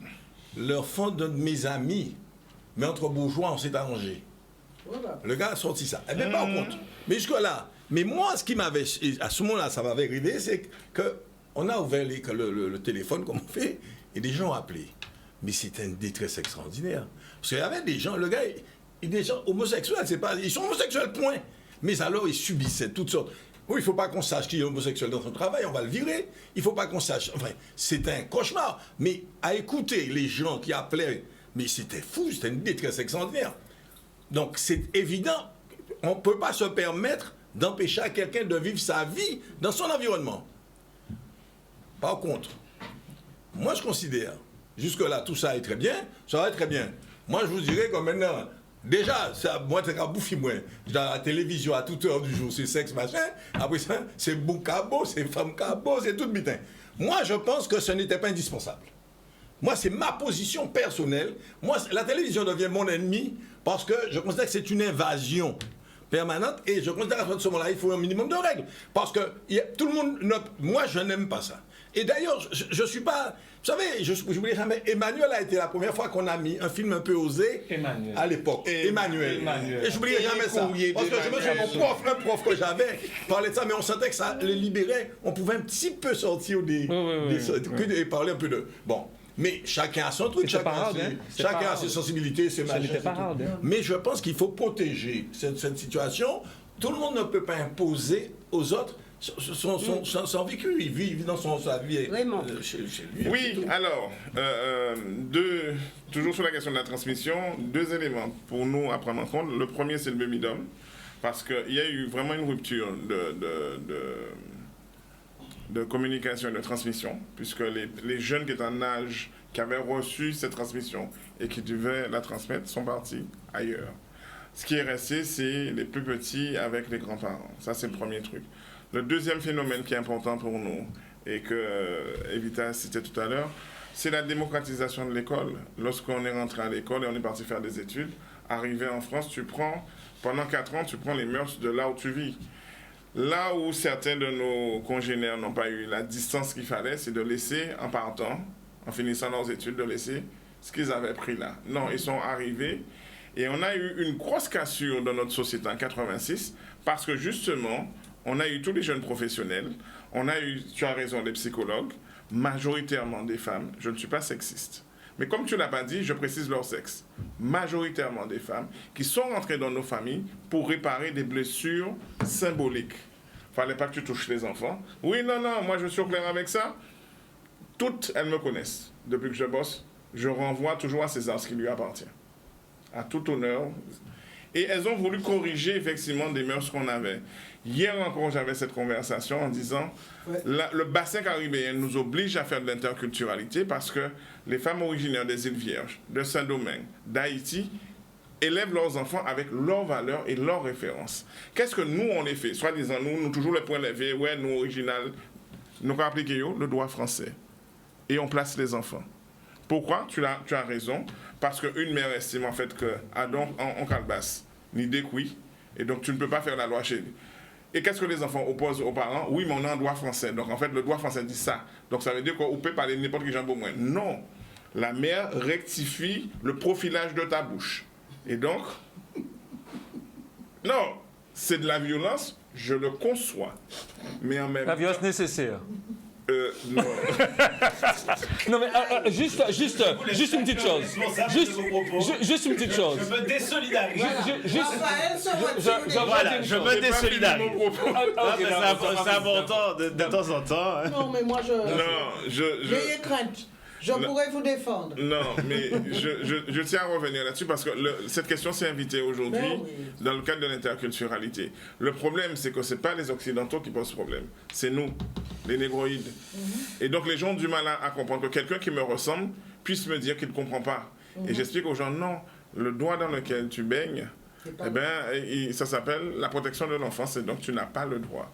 Et donc ça fait un écartement entre les sanctions et la criminalisation de l'éducation versus le bassin caribéen et le niveau d'assimilation dans lequel nous baignons aujourd'hui et pour lequel nous nous plaignons effectivement qu'il y a une dérive de l'autorité, tout ce que tu veux. Sauf que, pour moi, juste d'une phrase, pour moi, on sort de la seule question des mœurs et on rentre dans une question qui est bien plus profonde, qui est celle de l'identité. Et on touche à quelque chose qui est, pour moi, consubstantiel de notre société guadeloupéenne. C'est le conflit identitaire dans lequel on est et que Evita a évoqué. À retracer. Voilà, avec les influences américaines, caribéennes, européennes et tout ce qu'on veut en plus rajouter dans ça. Donc voilà. Nous avons notre appel. Attends, avant notre appel. Et qui a été d'ailleurs décrite par Hérol Mussier dans... Ce que Hérol vient de dire, la question des transmissions. Et qui transmet et quelle valeur cette personne a pour transmettre. Et donc tout ça en 86, on se retrouve avec. Ce qui fait que le combo dans lequel on vit aujourd'hui, il est le fruit de tout ça. Voire même, on a réinventé des imaginaires. Et lorsque je dis en liminaire que tu as affirmé que le carnaval fait partie de nos traditions, je te dis point d'interrogation. Tu parles pas du couple? Non, le carnaval c'était 4 jours chez nous. Non, je plaisantais. La massification du carnaval. C'est une très bonne blague. On a mis la parole levée, mais... Non, c'est important de préciser ça, que c'était 4 jours le carnaval chez nous. La massification est venue justement de cette première transformation de notre société que nous n'avons pas intégrée. Nous récupérons notre appel ensuite, Sam, et nous ferons notre tour de plateau où chacun pourra s'exprimer. Bonsoir, nous ne vous ai pas encore, mais nous essaierons d'avancer. Bonsoir, nous vous écoutons. Allô? Oui, bonsoir, monsieur. Bonsoir. Allez-y. Qu'est-ce que vous parlez de... Vous parlez de dérive. De dérive sur le carnaval ou sur autre chose? Alors, on parle de dérive des mœurs, monsieur. Je suis totalement d'accord avec Harry.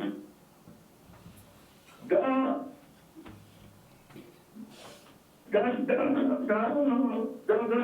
club, il y en a des règles à respecter. Oui. Dans le vélo, il y en a des règles à respecter. Dans les associations, il y en a des règles à respecter. Harry n'est pas d'accord que le carnaval chante Mandy coquet. Est-ce que vous pensez que c'est ça seulement qu'il faut répéter et il n'y a pas de problème après?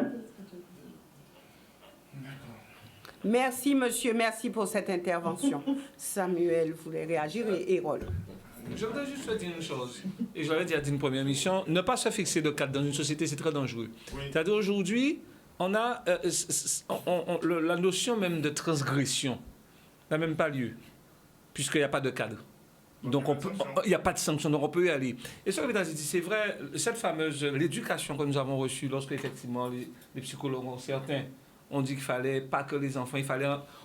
cette semaine, pas plus tard que mardi, hier soir ou lundi soir, j'ai une amie qui est chez elle, donc qui a réprimandé son enfant de manière verbale, mais de manière forte pour dire à l'enfant qu'il avait fait une bêtise et tout ça. Qu'est-ce qu'elle voit? Des policiers qui débarquent chez elle. La loi est passée, mon ami. Un voisin qui a appelé le commissariat, et j'étais en direct, j'ai tout entendu. La dame était effarée. Alors, elle me dit, mais Samuel, il y a une chose qui va être claire. Même ça me fait avec l'enfant à 9 ans. J'ai reçu une fois dans mon entreprise au restaurant, un petit garçon de 10 ans, un dimanche matin, il vient, et l'enfant dit que ses parents l'ont agressé. Donc, on le met assis, il pleure, donc on lui donne un verre d'eau, l'enfant est là, et tout de suite on appelle le commissariat. Lorsqu'on appelle le commissariat sait déjà, donc à le nom de l'enfant, parce que les parents sont déjà allés porter, ils sont partis pour dire que l'enfant a disparu. Lorsque les policiers sont venus, ils ont dit à l'enfant, qu'est-ce que tes parents t'ont fait, et tout ça, machin, regarde, ils l'ont déshabillé, pour l'enfant n'est pas... Et finalement, l'enfant qui avoue que ses parents ne lui ont rien fait. On a ce stade-là. Le problème, c'est que les enfants savent aujourd'hui que les parents sont complètement impuissants. C'est comme si vous enleviez à la police, à la gendarmerie, à l'armée, toute substance de répression. Les parents sont aujourd'hui des hôteliers. Ils hébergent leurs enfants. Oui. Mais les parents n'ont plus aucun pouvoir sur leurs enfants. On arrive à ce stade-là. Donc, si vous ne pouvez pas parler, vous ne pouvez rien faire, parce que vous avez peur du voisin qui est à côté, qui peut appeler le commissariat, et les policiers viennent plus rapidement chez vous quand c'est ça, que si vous dites qu'il y a un voleur, quelqu'un qui vous menace avec une arme. Parce que la loi est passée, comme tu dis, et aujourd'hui, c'est tout de suite, ça réagit tout de suite. Donc, quelque part, on est dans cette société-là quand même, où les enfants peuvent faire ce qu'ils veulent chez leurs parents, les parents sont complètement démunis. On leur a enlevé tout, et tu l'as dit, parce que je ne vais pas en parler, parce que pour moi, on n'était pas dans le cadre de l'éducation et tout ça, mais c'est une réalité. C'est une réalité, tout ça est lié. Ce ne sont pas des choses ex nihilo. L'éducation n'est pas détachée de la transgression.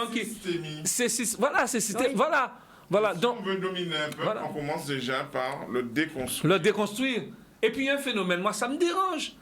Moi, quand je vois aujourd'hui, on roule dans la ville à Pointe-à-Pitre, vous l'avez vu, on ne peut pas, vous avez des péripatéticiennes dans toutes les rues, à tous les coins de rue, vous avez des péripatéticiennes. Enfin, celles qui sont visibles. Celles qui sont visibles. On ne peut pas rouler à Pointe-à-Pitre pour ne pas presque se faire, vous vous sentez presque agressé. C'est partout. C'est partout. Ça commence par... Moi, je dis comment il faut qu'il y ait un dispositif pour dire on peut pas... Il faut réguler ça, mais ça nous est imposé par certaines communautés qui, pour elles, chez elles, n'ont pas de problème avec ça. C'est pas la même sociologie. C'est pas la même sociologie. Voilà. Donc, tout ça participe justement à ce désordre-là, au désordre de notre société, sur le point de la vente du sexe, sur ce qu'on montre, sur les démonstrations. La police des mœurs aujourd'hui, elle ne peut rien faire. Elle ne peut rien faire. Puisque c'est nous-mêmes qui, à travers tous nos actes au quotidien, on est obligé de le dire encore dans le carnaval, tout ce qu'on va faire, c'est nous qui donnons l'autorisation, qui ouvrons les bras justement à ces dérives-là, et qui font parfois l'autorité. Il est intéressant de voir comment la justice accompagne ces changements-là. Et parfois la justice même est démunie. Puisqu'aujourd'hui, vous ne pouvez pas dire à quelqu'un habillez-vous dans la rue. Vous aurez du mal à dire, mais sur quelle base, enfin? Il y a plus de chances d'avoir une amende pour avoir fait pipi sur la voie publique que absolument. Pour marcher des... Voilà. Il n'y a plus de mœurs. Alors, nous poursuivons rapidement. J'aurais aimé récupérer juste le dernier appel et puis nous reviendrons en plateau. Bonsoir, nous vous écoutons. Allez-y. Allez-y. Il y a la télé derrière. Bien. Ben, ce téléspectateur... Merci pour cet appel. Et encore là, alors nous récupérons. Bonsoir. Bonsoir. Oui, bonsoir. Alors je suis en décalage, mais j'ai enlevé le son, donc c'est bon. Bonsoir à tout le monde sur le plateau. Bonsoir. Je vous écoute depuis un moment et il y a quand même un aspect de la dérive des mœurs que vous n'abordez pas dans les conséquences au niveau de notre société et bien sûr de d'autres sociétés. Mais comme nous sommes en Guadeloupe, on va parler de la Guadeloupe. Il faut savoir qu'aujourd'hui, il y a beaucoup de parents qui vivent dans une inquiétude parce qu'ils ont bien conscience que tout ce qui se passe n'arrive pas par hasard. Il y a quelqu'un qui a parlé de la télévision, qui sans cesse nous a bombardé d'images où même des très jeunes étaient sexualisés à travers des films, à travers des discours, des dialogues, à travers des adultes aussi de différents sexes qui affichaient leur appartenance. Donc, évidemment, pour moi, c'est pas un hasard. Maintenant, je profite de la présence des deux avocats qui sont là, que je salue, pour leur demander, actuellement, quand il s'agit de défendre des enfants qui se retrouvent agressés par des adultes, il me semble bien que le droit indique qu'il s'agit de pédocriminalité. Donc, en bouleversant les mœurs, en transgressant justement les interdits sociaux que nous avions antérieurement via le système religieux qui évidemment n'est pas parfait et qui a fait beaucoup de dégâts, ça je l'accepte, comment allons-nous nous positionner vis-à-vis de cela quand des adultes se permettront d'attaquer comme des prédateurs des jeunes hommes ou des jeunes filles sous prétexte que ces personnes-là, ils ont soit provoqué, ou soit sont consentants, enfin bon, voilà. Et je pense que là, c'est un sujet crucial qu'on devrait aborder maintenant dans notre société, sachant que l'éducation nationale même prépare depuis un certain temps de nouveaux programmes dont vous avez déjà entendu parler, je pense, qui vont toucher à l'enfance dès l'âge de 4 ans.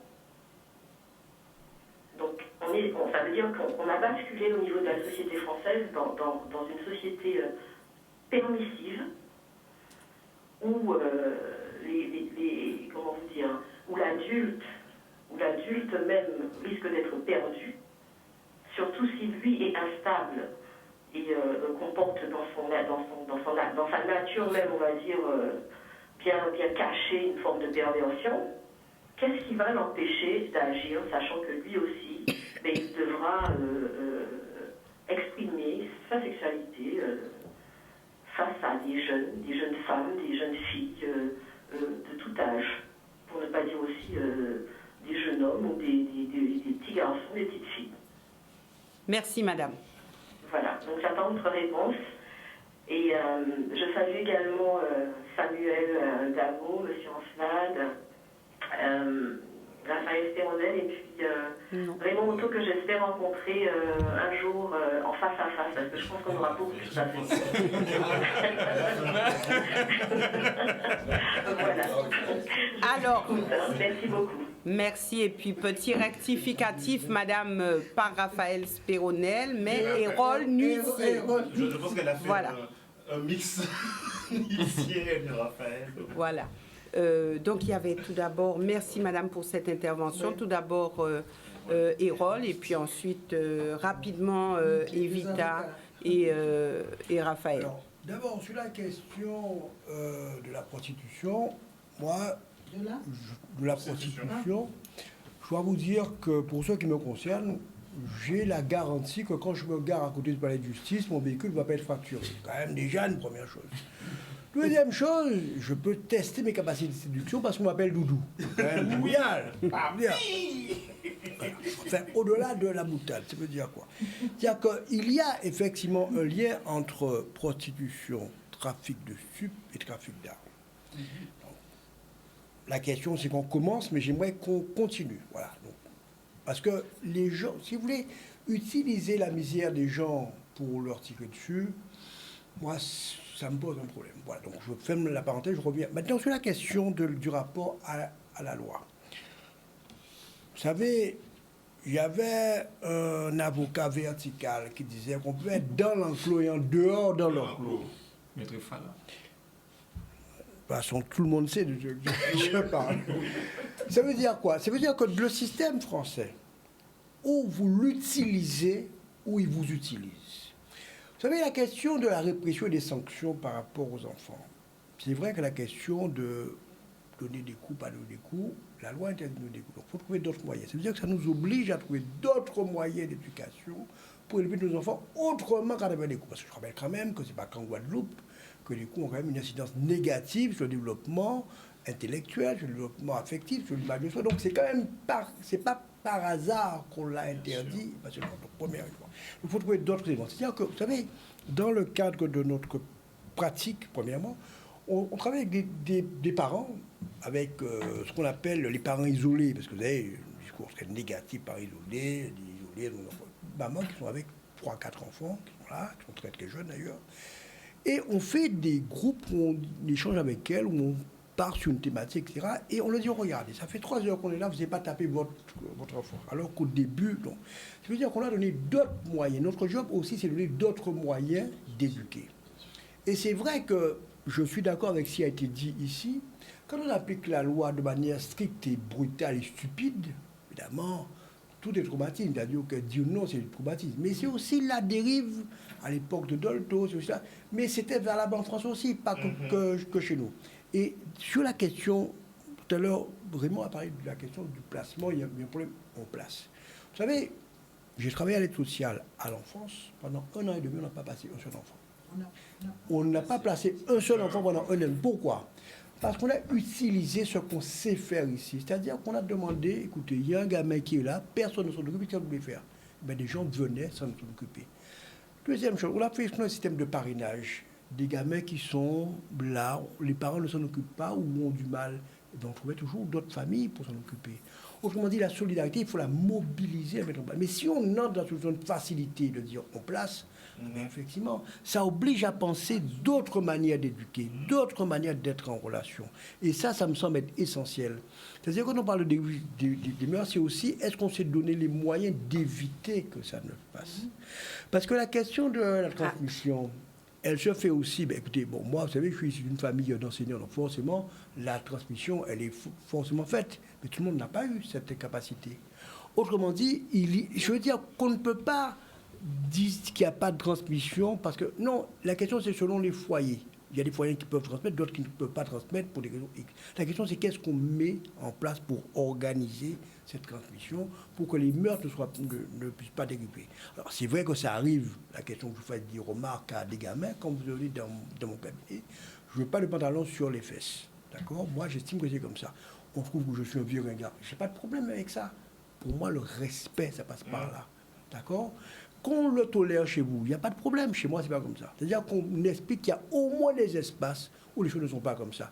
Et je crois que c'est ça aussi qui pose problème. On est toujours dans la notion de « je ne supporte pas, mais je ne dis rien », ou « je ne supporte pas ». Mais parce qu'il y a peut-être la peur aussi de dire. Aujourd'hui, on se rend compte que les gens ont peur de dire. Julie, ma maman, parce que je leur demande de monter leur pantalon. Mais ma maman, rien n'a changé. Non, mais je veux dire, c'est-à-dire que c'est le risque. Mais c'est le risque. Mais pour quelle raison? Parce que quand j'étais gamin, vous faites une bêtise, mais attendez, le voisin commence à vous mettre une raclée dans la rue, et quand vous en parlez à vos parents, vous prenez une deuxième. Aujourd'hui, vous dites ça, vous injuriez le voisin dans la rue, et votre parent arrive avec un couteau là pour lui couper le cou. Donc, nous sommes d'accord. Mais la question, c'est qu'est-ce qu'on fait? Est-ce qu'on laisse faire? Ou est-ce qu'on est un peu... Alors, merci Erol, puisqu'il est déjà... il a abordé la dernière partie et le tour de plateau. Il a bien posé les choses. Qu'est-ce qu'il faut faire? Qu'est-ce qu'on doit faire? Comment agir? Est-ce que tout est fatalité? Est-ce que... Alors, merci beaucoup, puisque dans cette dernière partie et tour de plateau, vous aurez l'occasion de répondre à cette téléspectatrice tout à l'heure, Evita et Raphaël. Mais effectivement, s'il y a un constat, mais qu'est-ce qu'il faut faire? Alors, juste une chose, juste avant de donner la parole, vous savez, quand j'ai utilisé le système, tout le monde a parlé du BUMIDOM, le BUMIDOM, d'accord. Ben nous, avec la DOM, on va chercher des étudiants antillais dans l'Hexagone et on les fait revenir ici pour les former et leur faire passer des diplômes. Ben, on a inversé le système. C'est-à-dire qu'au lieu de continuer à se battre contre un système qui, certes, a été selon certains iniques, moi je ne partage pas cette idée, mais enfin bon, passons, utilisons le système à nos dépens, parce que c'est comme ça qu'il faut que l'on fasse. Voilà, je ne voulais pas être plus long. Mais de toute façon, on fera un tour de plateau, donc on reviendra à vous tout à l'heure, et je débuterai avec Raymond. Je vais m'inscrire dans ce que vient de dire Raymond. Moi, je ne suis pas... Le vol de parole inutile, ce n'est pas tout mon truc. Je suis pour l'expérimentation, et je suis pour repenser la société au quotidien. Pas de l'État, oui, c'est comme ça, ne peut pas faillir. C'est comme ça, ça y est, c'est comme ça. Je vous donne juste une anecdote de ce que tu viens de dire hier. J'étais dans un lycée et il y avait 3 jeunes filles qui étaient en train de parler, mais grassement. Et il a suffi que je me retourne et... non, mais c'est pas pour vous qu'on disait ça. C'est-à-dire que tu sens que les gamins sont programmés pour le respect. Mais comme il n'y a personne... qui les reprend. Absolument. Ils sont à la dérive. Et j'ai rigolé parce que j'aurais dit bonjour. Elles étaient surprises. Parce que pour elles, c'est parce qu'en fait, elles étaient en train de parler grassement que je me suis retourné. Mais en fait, simplement, je voulais identifier d'où ça sortait. Et lorsque tu regardes, tu te dis... Pourtant, c'est la même société. C'est ces gamins-là qui vont venir s'occuper de moi. Elles seront infirmières, elles seront banquières. C'est elles. Donc, il faut qu'on arrête d'avoir peur et de se dire, c'est l'avenir de cette société-là et il faut qu'on s'en occupe. Mais comment s'en occuper? Chacun trouvera la manière. Il n'y a pas de manière unique, c'est une manière plurielle. Chacun va trouver, arrive à les recevoir dans son bureau par rapport à la rigueur de son travail. Evita va prendre des stagiaires. En fait, il faut qu'on revienne... Oui. Et c'est important de rappeler les petites règles, tu vois. Moi, le pantalon, j'aime bien parce que je fais toujours des mauvaises blagues. Soit je les traite de bâtards, soit je leur dis j'ai pas envie de voir leur caleçon à caca. Et donc, ils se sont toujours humiliés et chouic. À un moment donné, il faut que nous réagissons pour nos enfants. J'ai pas dit mes enfants, j'ai dit nos enfants. On a fait le bilan, on a fait le constat qu'on est atomisé, qu'on est individualiste. Redevenons collectifs. Personne ne le fera pour nous. Dicton créole, assez plairé, en nullité, mais dans le bon sens du terme. Merci Raymond. Harry. Je veux changer de sujet. Le fonds senti de mardi, il y a un truc du général Avergne, Lionel Avergne, oui, qui fait tout un discours pour dire qu'il faut que les gendarmes, il y ait plus de Guadeloupéens gendarmes, parce que ça serait plus logique et ça fonctionnerait mieux, etc.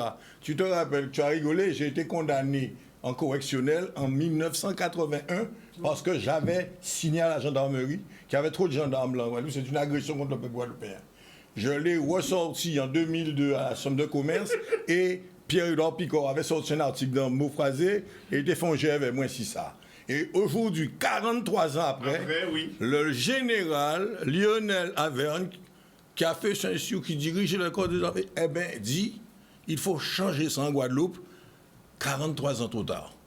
Parce que vous voyez, tout un tas de problèmes là qu'on a.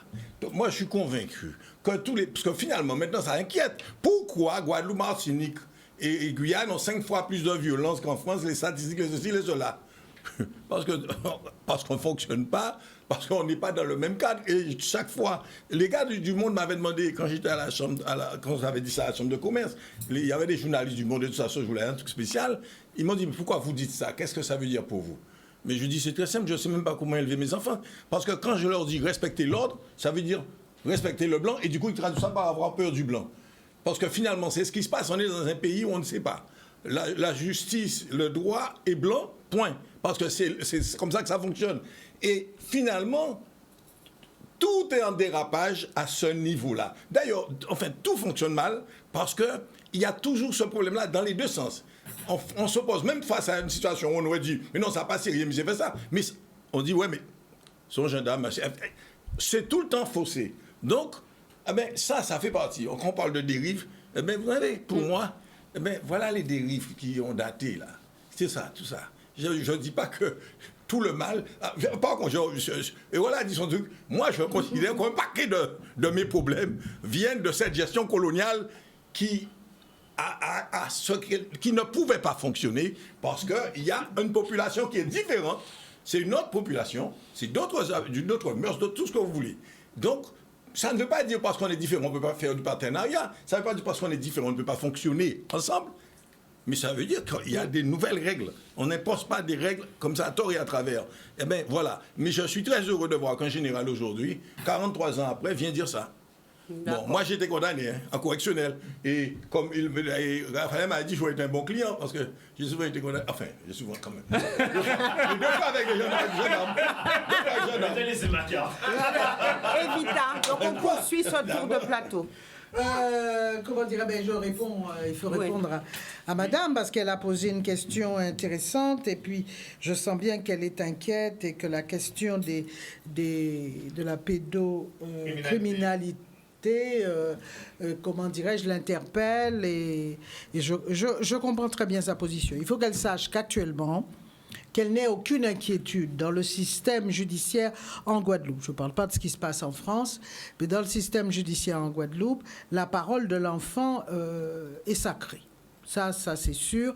L'enfant, comment dirais-je, sa parole est retenue. Le seul problème, justement, et c'est là où je pense qu'il faut qu'on se distingue, justement, des grands pays, souvent, on oublie une chose, c'est que derrière la parole de l'enfant, l'enfant peut ne pas dire la vérité.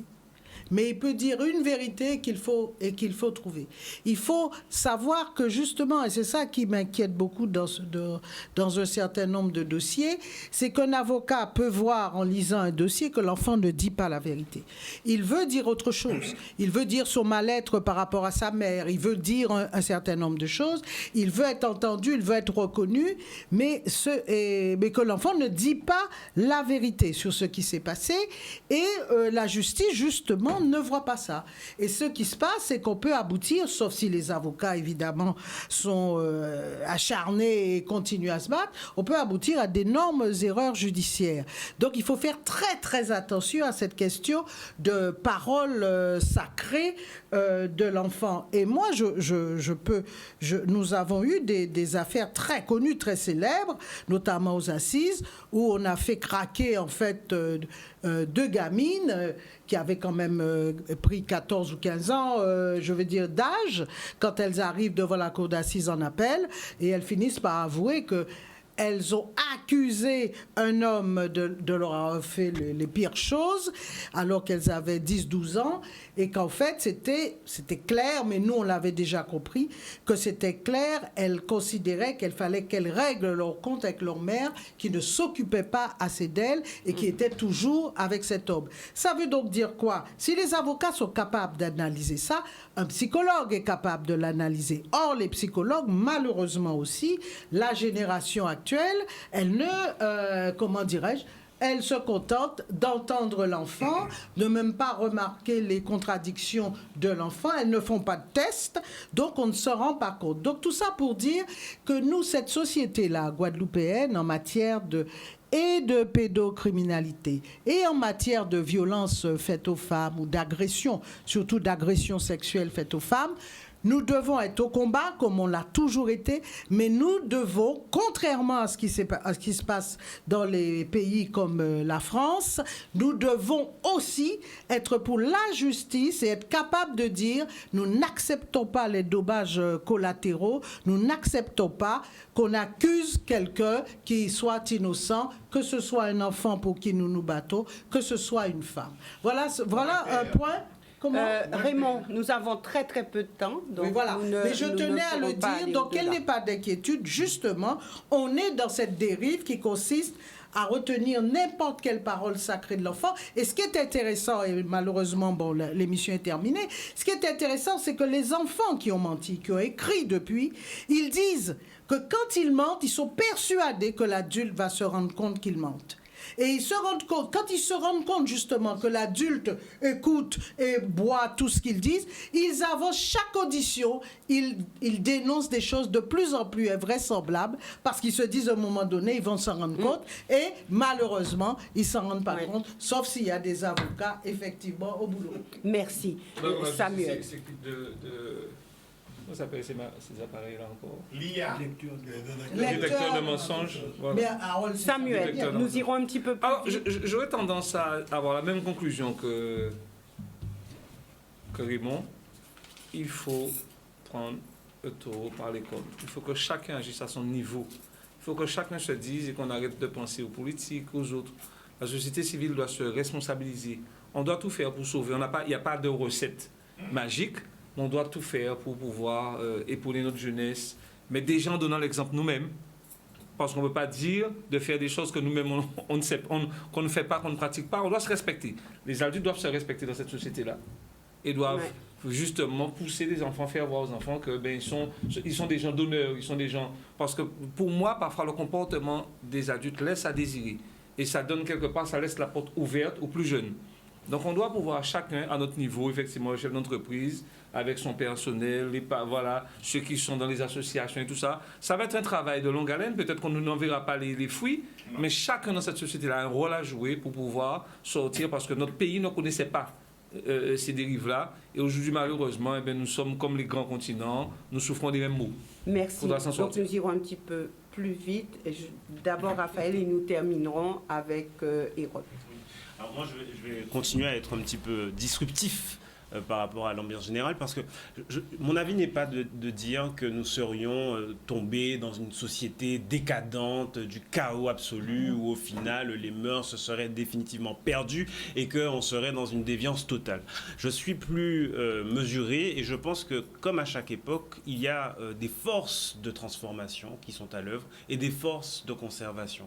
Et que, évidemment, il y a un enjeu à toujours faire le tri entre le bon grain et l'ivraie, à savoir ce que l'on veut garder, à se battre pour ce que l'on veut garder, et parfois observer certains éléments de transformation, certains éléments de transformation qui peuvent être des chances de progrès, et les saisir là aussi. Et ce sera ma conclusion pour ce soir. Merci, Hérole. Oui, ce que je voulais dire, c'est que c'est un principe juridique, ne pas rendre l'autre responsable de ses propres turpitudes. Deuxième élément, il faut qu'on soit dans la situation de l'amour de l'autre et pas dans le contrôle de la maîtrise de l'autre.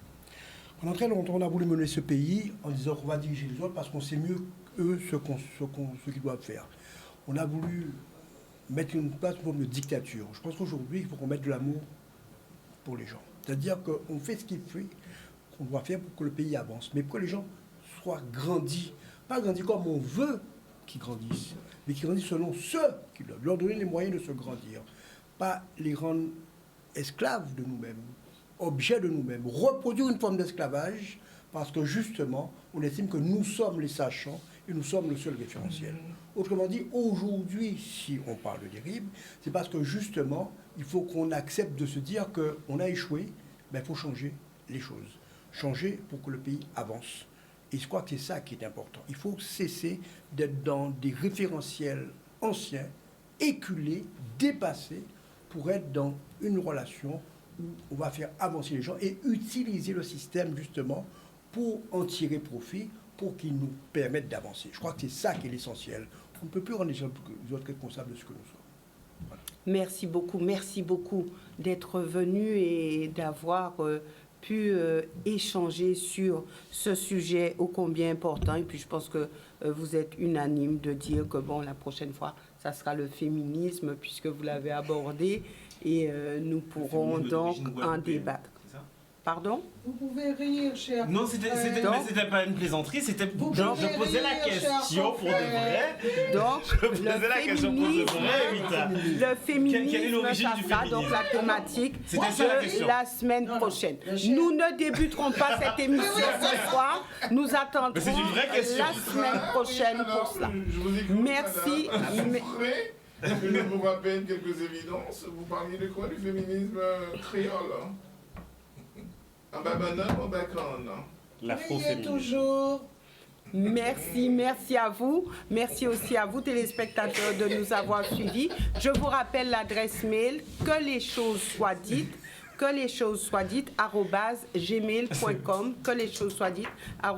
gmail.com, si vous voulez aussi faire des propositions de thématiques, des sujets qui vous intéressent. N'hésitez pas. Excellente soirée à tous.